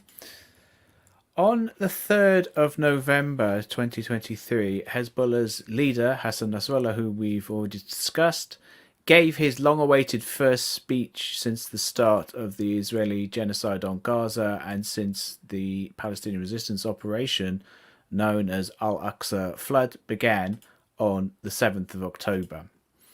In that first speech, Nasrallah spoke for many in the Arab world when he made clear that the mainstream Western media narratives about alleged Palestinian massacres and rapes of Israelis were all lies that had their origins in Israeli government propaganda. And what Nasrallah said was, when the commissions eventually come out, the world will see that the civilians were killed by the bombs and bullets of the Israeli military, which was acting in a state of crazed madness. And Nasrallah also said that testimony from enemy media, Israeli media in other words, is showing that those who say Hamas killed civilians during Al-Aqsa flood are wrong. And this is exactly what we at the Electronic Intifada and a small group of other independent journalists and reporters have been reporting about since the 7th of October. Israel killed hundreds of Israelis during the Palestinian assault that began that day. Many, if not most, of the dead 1,150 or so Israelis were killed by the Israeli military itself due to its national murder-suicide pact known as the Hannibal Directive. And what Nasrallah said about the Israeli commissions of inquiry eventually admitting that it was the Israeli military that killed the civilians may be now starting to come to fruition. On Sunday, the leading Tel Aviv daily, Haaretz, published this article. It's titled, IDF ordered Hannibal Directive on October 7 to prevent Hamas taking soldiers captive. Of course, this is what we've been reporting all along. Now, our regular viewers and listeners will already know what the Hannibal Directive is, but for those just joining us, the Hannibal Directive is Israel's National Murder-Suicide Pact. It is a military doctrine established in secret by Israeli generals back in 1986. When it's enacted, it enables Israeli fighters, soldiers, pilots, and so forth to target and kill other Israelis in order to prevent their capture and later use by resistance fighters as leverage in bargaining with Israel to release Palestinian or Lebanese hostages in Israeli captivity. They word it in different ways. They don't say it as targeting. They say, well, you can target the enemy even if our side is there as well, even at the expense of our side's life. They sort of word it in this elaborate way, but the reality is what it is killing other Israelis in order to prevent their capture. That is the bottom line. Now, even though this new article is some ways just confirming what we already knew, I think it's still significant for two main reasons. First of all, it is another confirmation. It's a confirmation of what we and the other independent media have been saying all along, based on new sources, on new Israeli military sources. And the second reason I think it's significant is that there are at least two new revelations in this article. Number one, the Hannibal Directive was ordered even more explicitly than we knew for certain so far. So if you look at this part of the article, what it says is, quote, one of these decisions was made at 7:18 a.m. That is on the 7th of October. At 7:18 a.m. when an observation post at the 𝐓𝐡𝐞 outpost reported that someone had been kidnapped at the Erez border crossing, adjacent to the IDF's liaison office. Hannibal at Erez, came the command from divisional headquarters. Dispatch a 𝐓𝐿. The 𝐓𝐿 is an unmanned assault drone, and the meaning of this command was clear. End of quote. So just to emphasize there for people who are listening, the words Hannibal at Erez are in quotation marks in the original Haaretz article. So that is a direct quote of what was said at the time, according to these military sources. So to be clear, what that quote is saying and is revealing is that the Gaza Division Regional Israeli Military HQ at 7:18 a.m. on the 7th of October ordered a heavily armed drone, one of Elbit's Hermes 450 models, which is also known as the 𝐓𝐿, to bomb their own military positions at the Erez checkpoint in northern Gaza, because it had been overrun by Palestinian resistance fighters, and the soldiers there were all in danger of being taken captive to Gaza. Better dead than captive, the Israeli military logic goes. And they gave this order explicitly, quote, Hannibal at Erez. That is a new revelation. If we go to an earlier Israeli article, what I would say is our most significant Israeli military source prior to this new Haaretz article, per the pro-military Israeli reporters Ronan Bergman and Yoav Zaytun, they reported back in January, and this is my article about their report, including their full report in English. They reported back in January that the military HQ, quote, instructed all its fighting units to perform the Hannibal Directive in practice, although it did so without stating that name explicitly. End of quote. But now from Haaretz, we know that orders from the regional division, at least, did enact the Hannibal Directive explicitly stating that name. So yeah, that is to me, that's definitely a new revelation.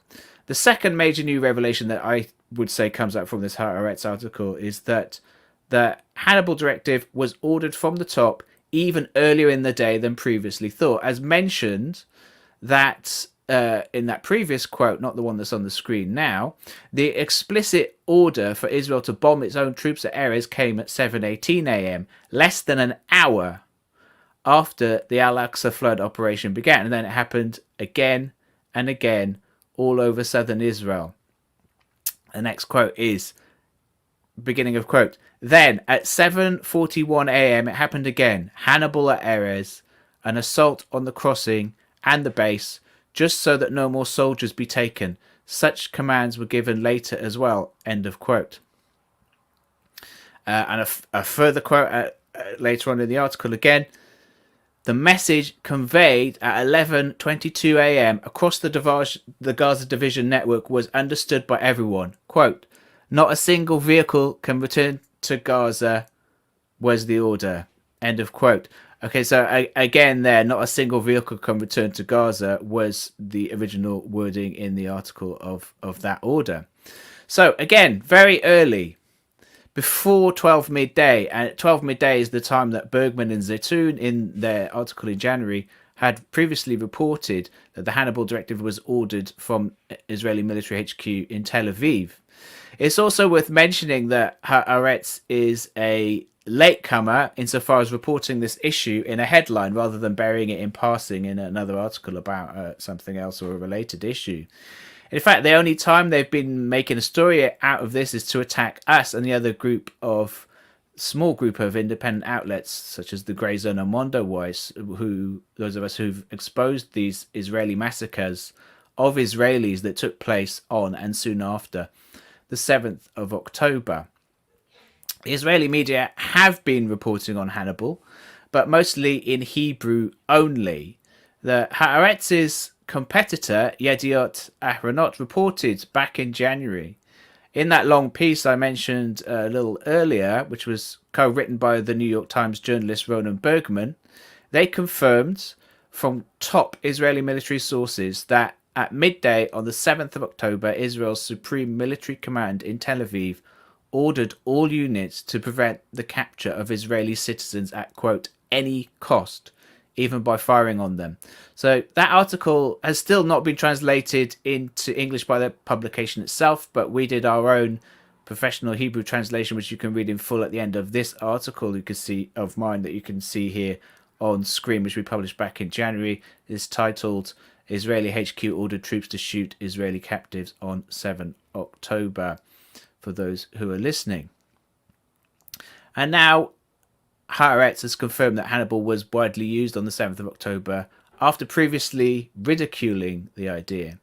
So at the Electronic Intifada, we've been reporting on the Hannibal doctrine since way back in 2014 with this article of yours, Ali, and we've been reporting on the Hannibal, which was titled "Did Israeli Army Deliberately Kill Its Own Captured Soldier and Destroy Gaza Ceasefire?" This was during the Israeli invasion of Gaza in 2014, August 2014, of course.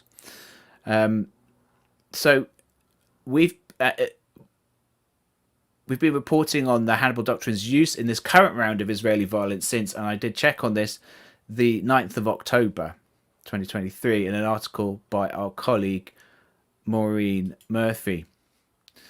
And Ali, you and our colleague David Sheen were the first reporters in English to reveal that Israeli forces shot their own civilians in Kibbutz Be'eri, reporting on the testimony of survivor Yasmin Porat in this important article from the 16th of October titled "Israeli Forces Shot Their Own Civilians, Kibbutz Survivor Says." And finally, for this segment, I want to mention our dear friend and contributor, the late author, poet and literature professor Rifat Al-Arieh. He warned us all immediately on the 7th of October itself in this tweet. He posted, he showed a video of this actually happening, breaking Israeli warplanes target and kill some of their own Israeli captured soldiers as they are transported into Gaza. And the video did show that. The video was released by the Israeli military itself. Rifat, of course, was murdered by Israel in December, and he himself was convinced that his death, should it come, would have been revenged by Israel for his tireless speaking out against Israel's crimes. It's good that Haaretz is finally and reluctantly acknowledging a small part of the truth about the 7th of October. But why, for some in the West, does it take Israelis reporters to confirm what Palestinians have been saying all along before Palestinians are believed? Ali, I want to come on to your analysis because I know you've been reporting this and following this story closely too. But first of all, I want to come to you, Rania. I mean, I know you've been covering this issue at Breakthrough News too. So, and I know you've read this Haaretz article. What did you make of it and its significance?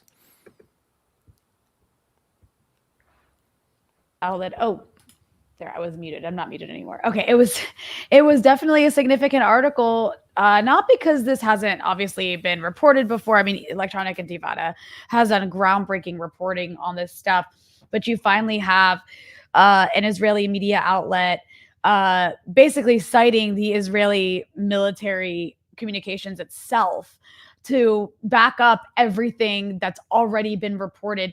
What I think is fascinating is, I mean, I haven't checked in the last few hours, but But as far as I've seen, this has not been picked up by American mainstream media outlets. I did see The Guardian covered it, which is new. I don't know that The Guardian's done that before, touched the October 7th stuff. But it's amazing. There's been an effort by the entire American corporate media apparatus and Western media apparatus more generally to continue to cover up what we know to be true and what Israeli media has actually, as you all have reported, has repeatedly at least picked up on at times and now has officially laid out, which is that Israel killed its own people on October 7th. We still don't know how many of those people, but based on this alone, it's a lot. And on top of that, I did want to say when you guys were saying we were going to talk about this, I remember when I used to work with you all at the Electronic Intifada back in the 2014 days, we were covering the Hannibal Directive back then, and it wasn't used on this massive a scale.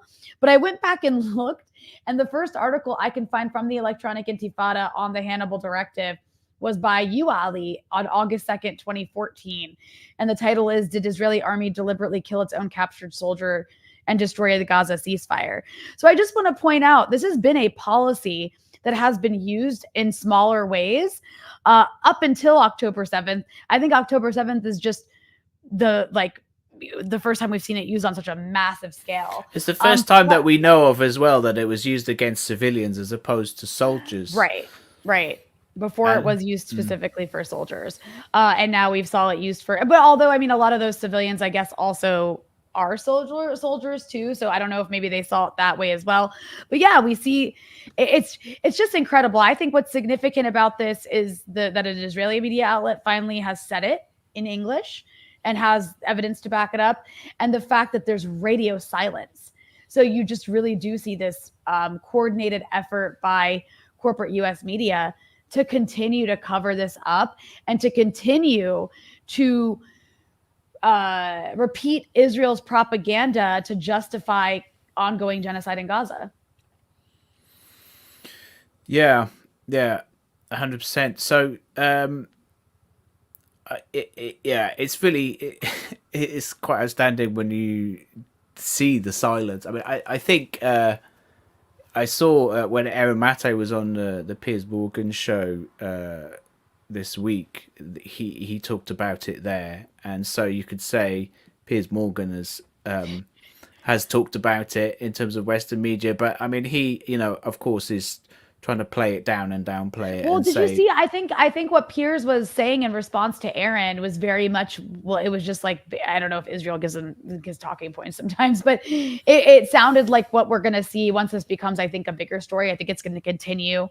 There's going to continue to be more evidence to back it up. It's going to keep coming from Israeli media. Eventually, I think corporate mainstream media in the U.S. is going to be forced to touch it.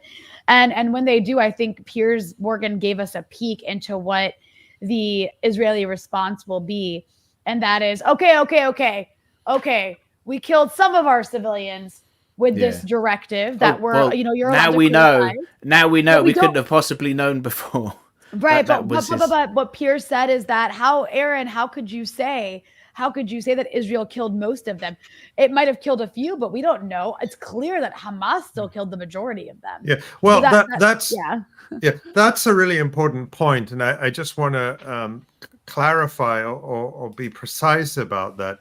We don't say, and we've never reported that Hamas and the Palestinians killed nobody on October 7th. We don't say that.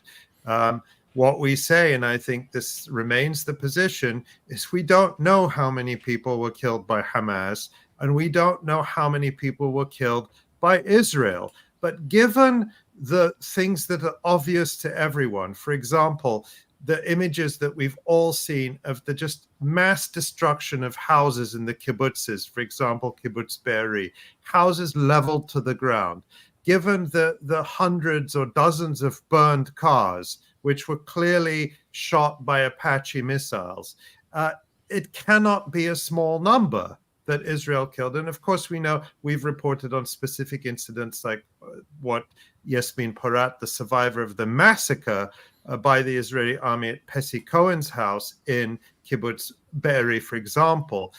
This new reporting provides us with something that fills in the picture, because as Asa pointed out, it wasn't one or two incidents where the Hannibal doctrine was invoked. It was no car can return to Gaza. That was the order. No vehicle returns to Gaza. I think we've got that. I think tomorrow might have that quote highlighted for us. Talk about that, Ali. Like, what was your take on it? The other words that you pulled out of the article, in terms of the orders that were given, was that the Gaza boundary area would be turned into a killing zone, which meant that everything has to be shot at. And we know already from the reports that came out quite soon after October 7th that the Israelis had, and this is from some of the reporting from 𝐄𝐥𝐞𝐿 𝐈𝐧𝐭𝐫𝐨𝐧𝐢𝐜, the military correspondent of 𝐷𝐷𝐷𝐷𝐷𝐷𝐷𝐷𝐷𝐷𝐷𝐷 I remember this very sort of,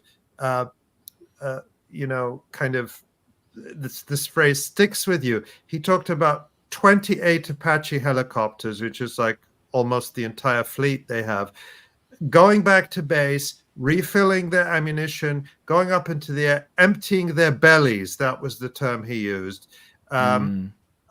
Of these, and what are they armed with? They're armed with these high-power machine guns that just destroy everything. They fire not like they fire grenades. They're firing grenades that actually explode. These are not just normal bullets. So they hit a car, they destroy everything. So it cannot be a small number. That's why we use the phrase many, if not most, because we don't know. And without an independent investigation, we will never know. And we may never know because Israel has destroyed so much of the evidence. They demolished kibbutz houses. They buried cars. They buried many of the cars. Of course, they buried the bodies. So we may never know. But to come to the point that you make, Rania, about the radio silence and the lack of coverage. While you were speaking, I just did a search on the New York Times website. I thought, well, maybe we missed something. Their only mention of the Hannibal Directive, or the most recent mention of the Hannibal Directive in the context of Israel, is from August 15th, 2018. And this is the headline: Israeli military clears itself of wrongdoing in 2014 Gaza War's Black Friday. A very New York Times headline for you. And then the only other mention of the Hannibal Directive comes from 2016. And the headline is: Israeli military revokes use of maximum force to foil captures. So they actually claim that the Hannibal Directive had been revoked, which maybe it had at that time, but it's certainly in use now, or was in use on October 7th.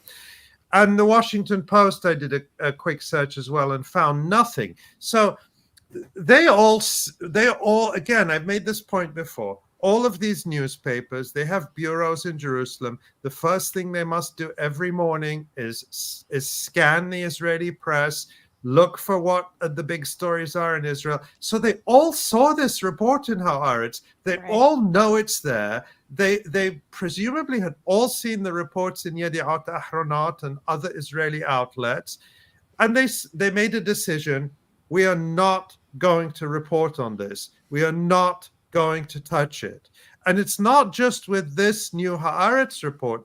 It's the same with, for example, the New York Times did this big story on Kibbutz Be'eri a few months ago, and they just have one sentence about the shelling of Pessi Cohen's house, which was ordered by Brigadier General Barak Hiram, where they fired tank shells into a house that was full of Israeli civilians. And they did so knowingly, and the result was entirely predictable, which is they annihilated, they incinerated everyone there. We're talking about more than a dozen people. And that one sentence in the New York Times was enough to set off a big firestorm in Israel over this. But again, it made no waves whatsoever in the United States. So it really is, the word is correct to use in this context, a conspiracy of silence. It's really shocking. It's journalistically speaking, this would be such an important, huge story to touch, because it has all of these different elements to it that are kind of like horrific, thrilling, mysterious, and you want to crack, you want to investigate and find out what happened. But I think that what we've seen take place around this genocide in Gaza, around covering up for Israel, is to such an extreme degree. All of us knew that the U.S. media runs cover for Israeli war crimes, but to see this level of, it's as if every single paper has an editor whose job it is to cover up for the Israelis and to make sure, the Palestinian humanity is erased. And Israel's criminality is whitewashed, and Israel's portrayed as a victim. Like, it's as if everybody just has an editor there to do that. And I find it really shocking and almost hard to believe if it wasn't right in front of us. And you see it with everything. You see it with the fact that Israel can make up a crazy lie that's easily disproven, whether it's like a mass rape hoax or whether it's about, 40 beheaded babies. And every media outlet just falls in line. And also, I think it's a lesson into just how so much of the corporate media apparatus is completely aligned with like the State Department. And it's not just on the issue of Israel. I think this is just one of the most extreme versions of that dynamic. Yeah, 100%. Yeah, definitely. Well, we actually do have an episode of the podcast with David Sheen, with our colleague David Sheen, on this issue coming up soon. So, and I'm sure we'll be following very closely any and all further developments on the story. If it does eventually break through to the mainstream media, you never know. Oh, you muted, Ali, Ellie. muted. One final thing on this, which I think we can't leave out of this discussion, is there's the obvious, like, regular routine cover for Israel, but why is it so important for them to cover up this particular major fact? What's at stake here? And what's at stake is that the claim that Hamas murdered all of these people deliberately, they still keep using the figure 1,200 people, which includes, hundreds of military personnel and so on, is the pretext for the genocide that they have all justified and supported. So they are so invested in that false narrative that Hamas did all this. Again, I'm stressing, we do not say that Hamas didn't kill anyone on October 7th. Not even Hamas says that. But Hamas, what if they killed 50 people? What if they killed 100? What if they killed 200? I don't know the number, but that's not the same as saying they killed 1,200 or 1,500 as it was initially. And in these brutal ways, burning them, which we know is all lies now in terms of the stories that were told by Barak Hiram and Golan Vach and other senior officers that we've covered in the past. What's at stake for them is that if they undo the basic narrative of October 7th, the false overall narrative, it exposes even more their complicity in this genocide. And the New York Times, the Washington Post, the mainstream media in the West generally are in part responsible for this genocide, and that has to be said. Rania, we're only going to detain you for a couple more minutes.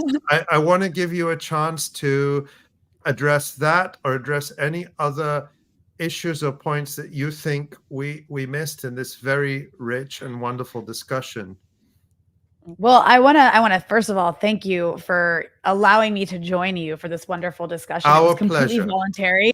I'm detained here. I just want to throw that out there. That's what probably wasn't a good word. It wasn't a good word. It wasn't intentional.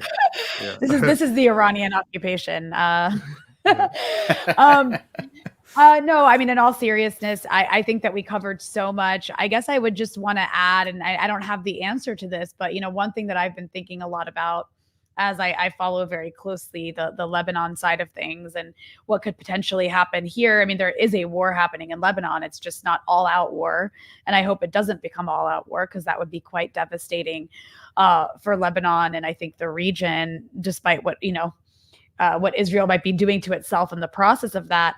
But, I know that there's this mentality that the Israelis have had about presenting themselves as what they call a mad dog, right? I can't remember. You would know better than me, Ali, which prime minister came up with that sort of slogan of we need the world to think we're a mad dog so that they'll be too scared to mess with us.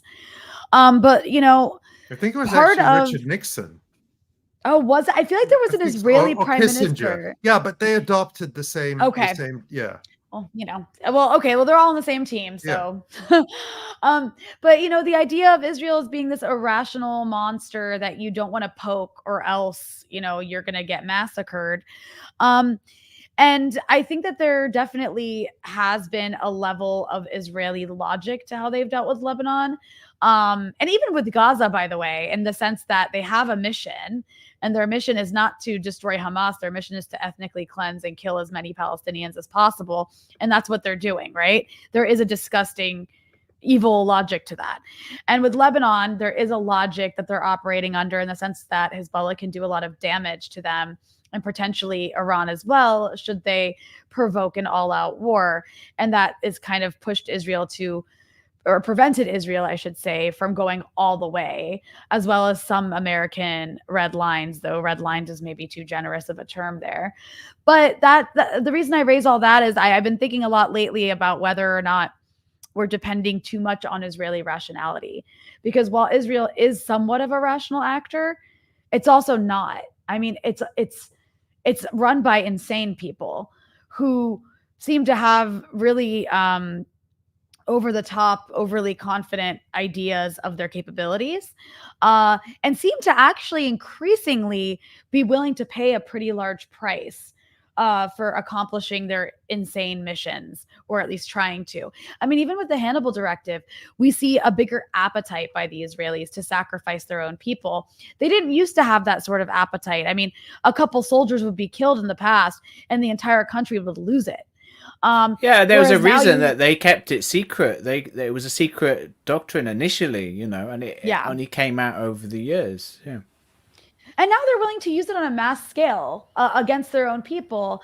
And so I don't know. And I think there's a lot of political calculations being made by Israeli leaders.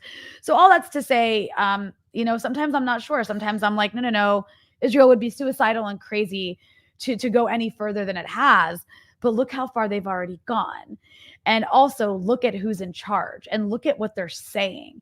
They are just words. And what is that saying about, like, the dog who barks the loudest, having like the weakest bite or something? But still, I don't know. I don't know if sometimes, and when I say we, I just mean, I guess, generally those I typically agree with. So I'm including you on this. I don't know if sometimes when it comes to the broader region, we're being a little bit overly confident in Israel's so-called rationality. Well, Rania, thank you so much. You are the host of Dispatches on Breakthrough News, an independent outlet, and it's a program I love. You also do a regular program there with your colleague Eugene per year.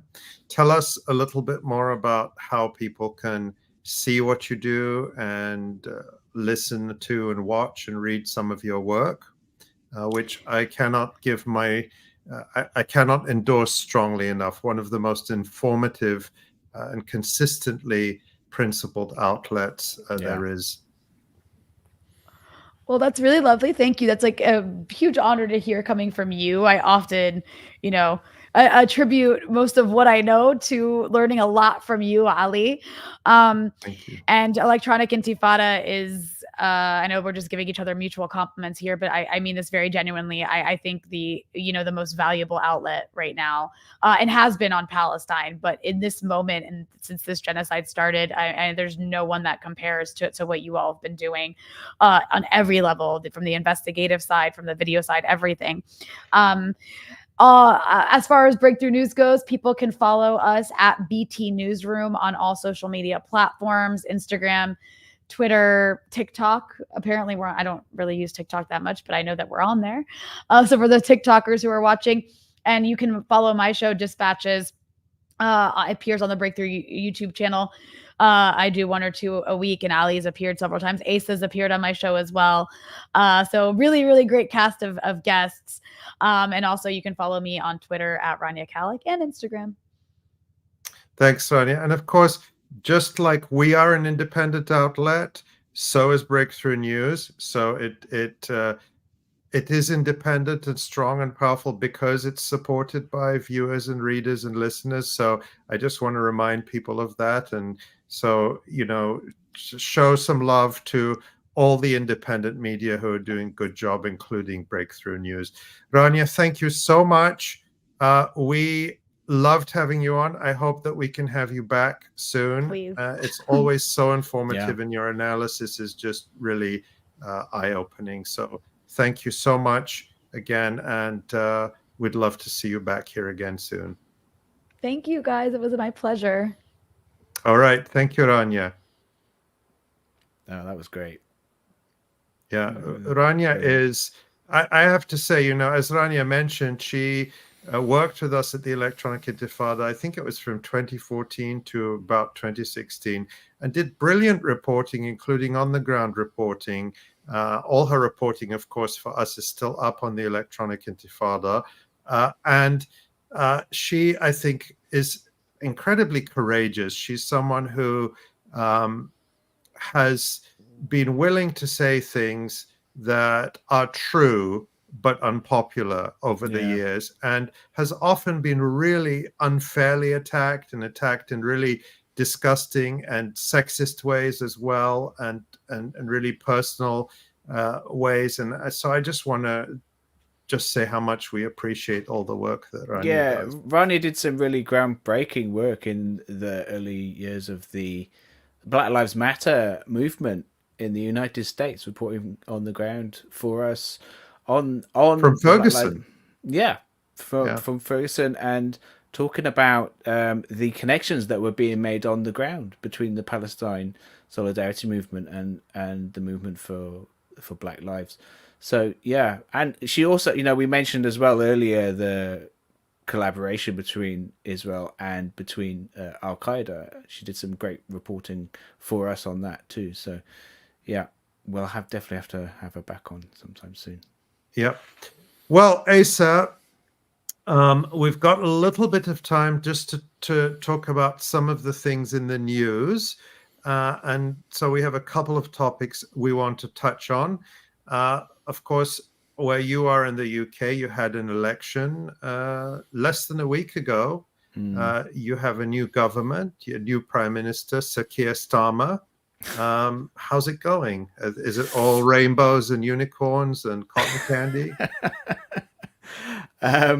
Well, we did talk about it last week a little, and we mentioned, I think I did mention the independents who were running on the issue of Gaza, and the bad news is most of them didn't win, but there were other independents who I wasn't aware of also running on the issue of Gaza who did win. So there were 4 independents. I think they were all Muslim men who won their seats around the country, independent seats, and they ran primarily on the issue of the Israeli genocide in Gaza against Labour. Labour were the expected candidate to win in all of these seats, and in those 4 seats, these independents ran against Labour and they won. And there was, in addition, of course, Jeremy Corbyn ran as an independent, so making 5 independents. They all won.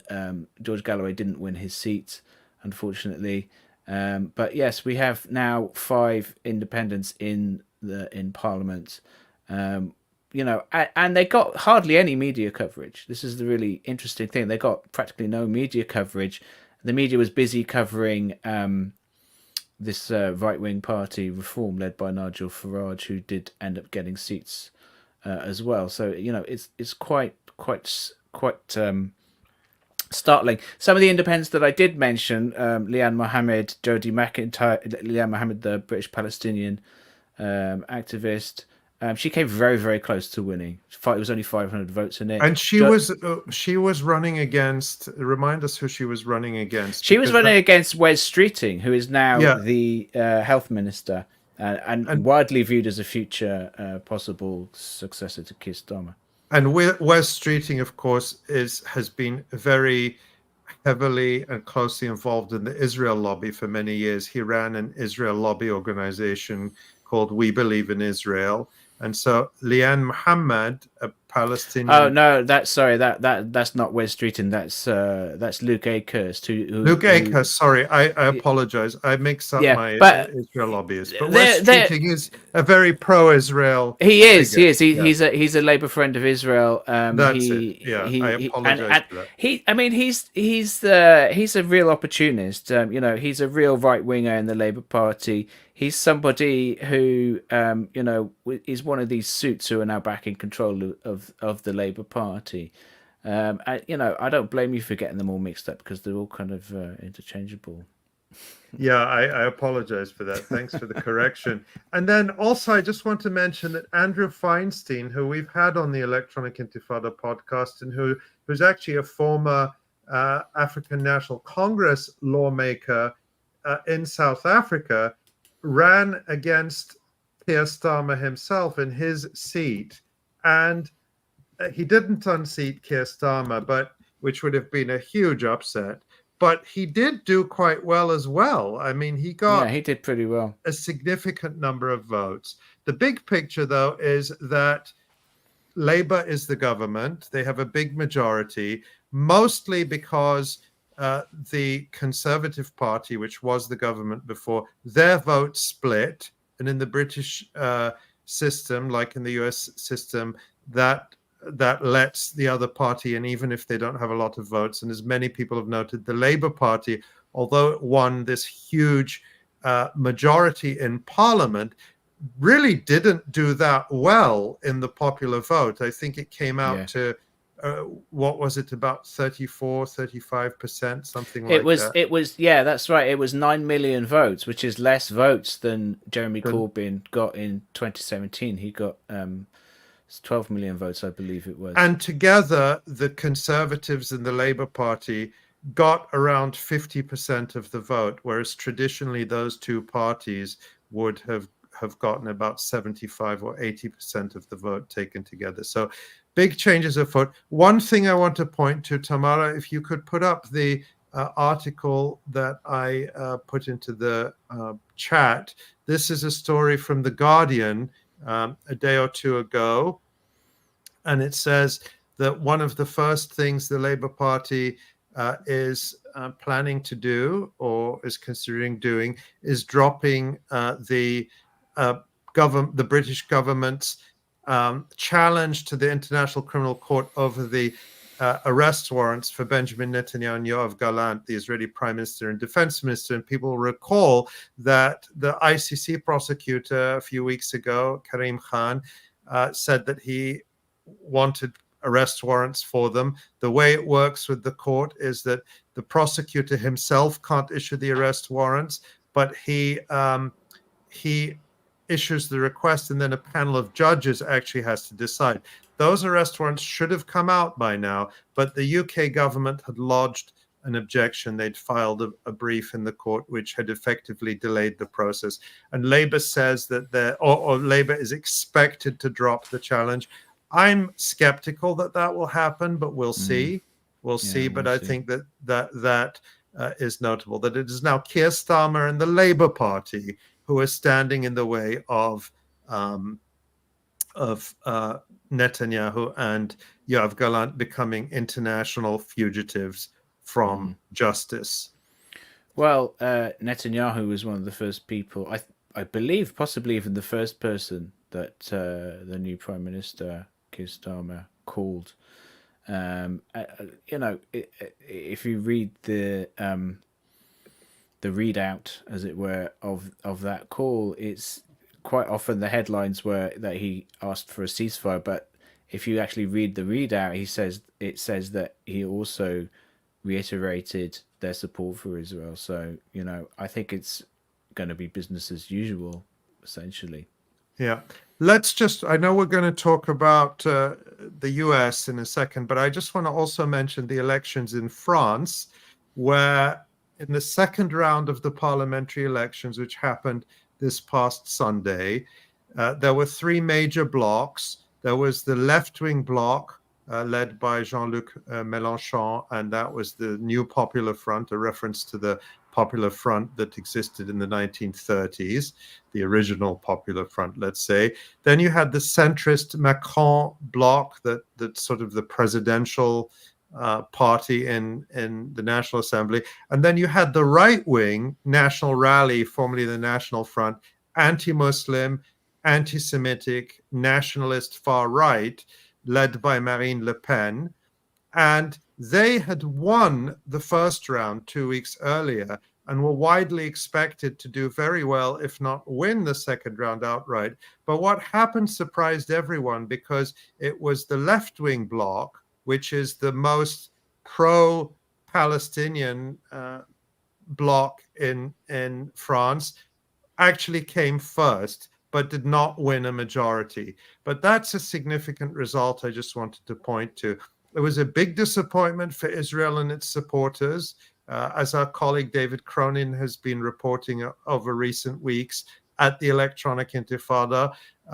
Israel and its allies consider the far-right, racist, and anti-Semitic parties across Europe to be their closest allies, and that's why they wanted the National Front to win.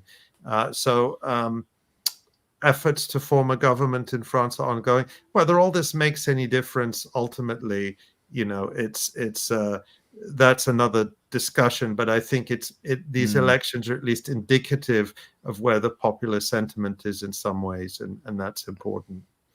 Yeah, for sure. Shall we talk about the US? We're doing a little political tour of the West. Yeah. So people have been following, of course, the controversy over the fitness of Joe Biden to not just be the candidate for the Democratic Party in the next election, but whether he's even capable now, given his obvious and severe cognitive decline, to remain as president for the next however many months until his term ends. And so the effort to get rid of him, of course, he has now become known as Genocide Joe for being the main sponsor and supporter, implacably insistent on supporting and arming Israel's genocide and protecting it from consequences. And as we've seen, even sort of centrist and right-wing members of the Democratic Party and Democratic leadership, for example, James Carville, a famous Democratic Party political operative, had an op-ed in the New York Times yesterday saying Joe Biden has to go. He can't win. We need someone else. Of course, he wants another sort of centrist right-winger to be in there. He doesn't want someone from the left wing of the Democratic Party, to the extent there is a left wing. But so even people like James Carville are turning against Joe Biden and other right wingers. But Joe Biden Thomas Friedman, a New York Times columnist. But I'm talking about within the party, the moneyed class, the right-wing donors of the Democratic Party, the billionaires, the Silicon Valley types, are all turning against Joe Biden, saying he can't win against Donald Trump. We need someone else if we're going to hold on to the White House and not risk losing the House or the Senate, and if we have any chance of winning back the House and so on. But some surprising voices are coming forward to defend Joe Biden and say he is the nominee and we're standing with him. Tamara, let's have the first one. Tamara, you take your pick which one you want to put up first. It'll be a surprise for people, including me. There we go. This is from the Washington Post yesterday. This was a long article talking about a meeting of the House Democratic Caucus, and it was a closed meeting, but then, of course, all sorts of people leaked. And they said, so I'll read this paragraph. A person familiar with the House Democratic conversation who spoke on the condition of anonymity to freely discuss internal dynamics said the mood shifted Monday back towards supporting Joe Biden, when more liberal members of the party, including Representative Alexandria Ocasio-Cortez of New York, began saying that Biden is the clear Democratic nominee and that they will work to re-elect him. So Alexandria Ocasio-Cortez, AOC, the sort of standard bearer of the squad, the so-called progressive wing in the Democratic Party, championing genocide Joe Biden. Incredible. Let's look at the next one, and this will also surprise people if they haven't seen it. Quite shocking, you know. Oh, let's take a look at this video. Go ahead, Tamara. Spoken with him extensively. He made clear then, and he has made clear since, that he is in this race. The matter is closed. He had reiterated that this morning. He has reiterated that to the public. Joe Biden is our nominee. He is not leaving this race. He is in this race, and I support him. Now, what I think is critically important right now is that we focus on what it takes to win in November, because he is running against Donald Trump, who is a man with 34 felony convictions that has committed 34 felony crimes, and not a single Republican has asked for Donald Trump to not be the nominee. I'm here to win on this democracy. I'm here to win in November. And what's critically important is what I believe that the president needs to do, and I have communicated this, what the president and the White House should do in order to make sure that we win in November. And that is making sure that I think we've heard enough. I think we've heard enough. I mean, the point is, you know, what do you think? I mean, it's unbelievable. I mean, it's believable at this stage, but it's just disgusting. Like, she's speaking so passionately. You know, I've never seen her speak about anything so passionately as supporting this genocidal monster.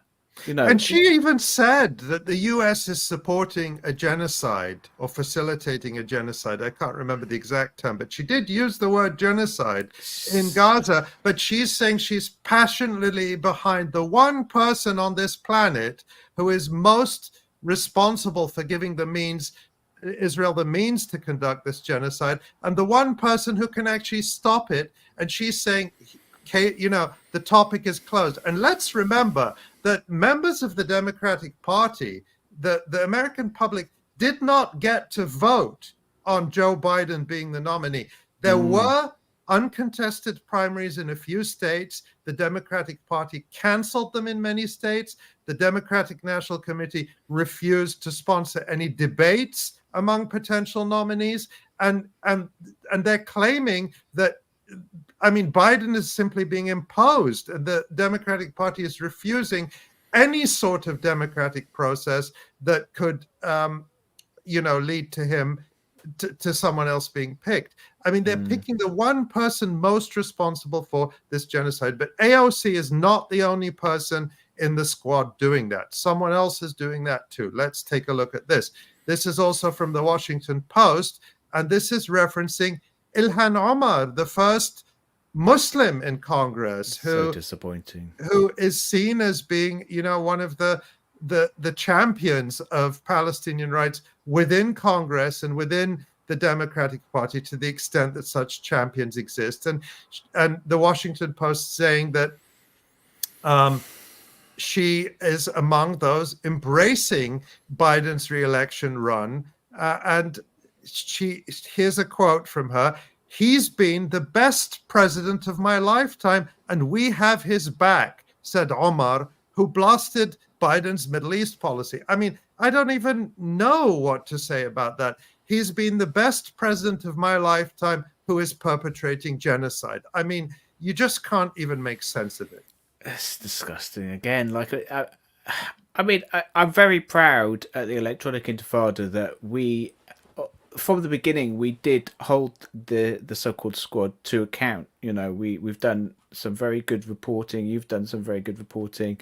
Tamara's done some excellent reporting on them, and not, buying into the hype, and supporting them when they said good things, and holding them to account when they've been terrible, as has been almost entirely the case. I mean, 𝐓𝐡𝐞 𝐄𝐥𝐿, I got to say, is far more disappointing to me personally than AOC. I don't think I ever really trusted AOC, but 𝐓𝐡𝐞 𝐄𝐥𝐿 saying something like this is, to me, is a real betrayal. Yeah, and I mean, it's just quite extraordinary. And we're not here to give people advice on how to vote or who to vote for, but I think it just gives the sense that, as I've said before, we're not going to be able to vote our way out of genocide. Yeah, 100%. And it's very similar dynamics in a lot of ways to what's been happening in the UK, with the Labour Party and everything. We can't. There are people who, liberals mostly, who are happy about the Labour Party coming in, and they want to get the Tories out and so forth. Well, what I always say to that is, what's the point in getting the Tories out if the Conservatives? What's the point in getting them out when the alternative is just more of the same policies? The Labour government is going to be carrying out almost exactly the same policies. I think we are going to see a lot of continuity, and it's the same with Joe Biden. Trump would have, if Trump had been in place, he would have been doing very similar things, I would think, to what Biden is doing now, which is supporting this genocide and driving forward this genocide. And I just want to say also, because when we do have these discussions, or when we have them on social media, people will say to me, Ali, but do you want Trump to win? He'll be even worse for the Palestinians. Let me just say, there's nothing worse than genocide. There's nothing worse than genocide. That's what you've said all along. And there's nothing worse than genocide. He might be the same. He might be as bad, but don't tell us that there's, as Palestinians, don't tell Palestinians that there's something worse than what Joe Biden has done to the Palestinian people and is doing right now. Yeah, 100%. 100%. Yeah. Well, we'll have, sadly, months more of America. The one thing to be said about French elections and British elections, they happen quickly. Yeah. Whereas American ones drag Small on and mercies. on. Yeah. Anything else you want to cover?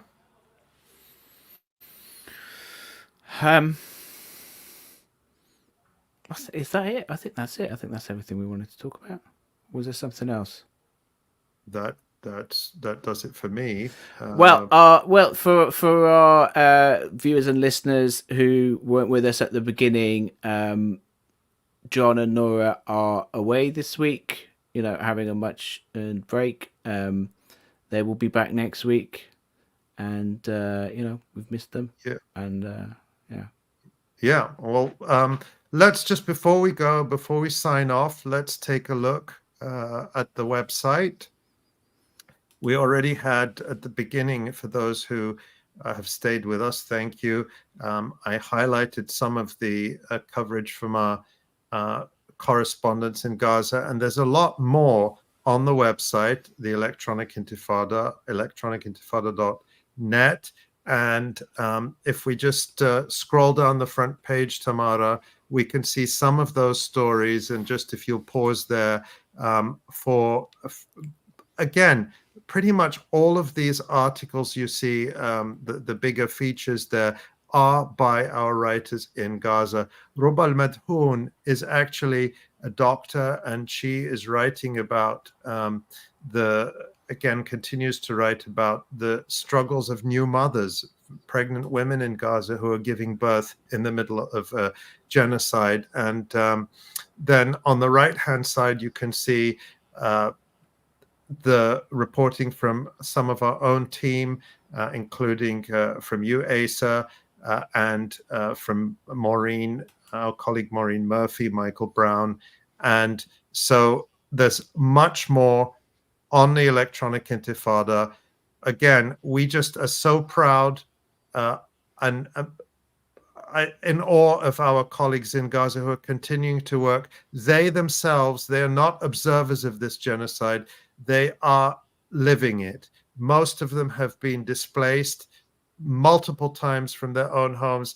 They have all lost friends and family. There is no one in Gaza who has not paid a very high price for this during this genocide, and we just salute them. And thank you to all of our readers, listeners, viewers who support this work and who make it possible for us to do it every day and to support our writers in Gaza and across Palestine. And if we just hop up back to the top of the site, I just want to remind everyone at the top left there, it says get updates. If you click on that, you can sign up for our email list. That's the best way for us to stay in touch with you. It's not a high volume list. You'll get one email a day with all the headlines and links to everything we publish, so you can quickly see everything we've published. We'll also let you know when the live stream is, we'll send you a reminder about the live stream and tell you what's coming up. And they still haven't found a way to censor email. I don't want to give them ideas, but that's our way to stay in touch with you, even when there is sort of suppression and manipulation of algorithms on social media to make our work less possible. If you want to support our work, you can click on Donate Now there and make a donation. Anything, large or small, helps us because we're independent. And the reason we can do the kind of reporting that beats the New York Times and the Washington Post is because we're not afraid of anyone, because we are completely independent and accountable only to our readers and listeners and viewers. And there are also links in the description below this YouTube video if you would like to make a donation. And thank you again to everyone who does that and who has done that. We really can't do this work without you.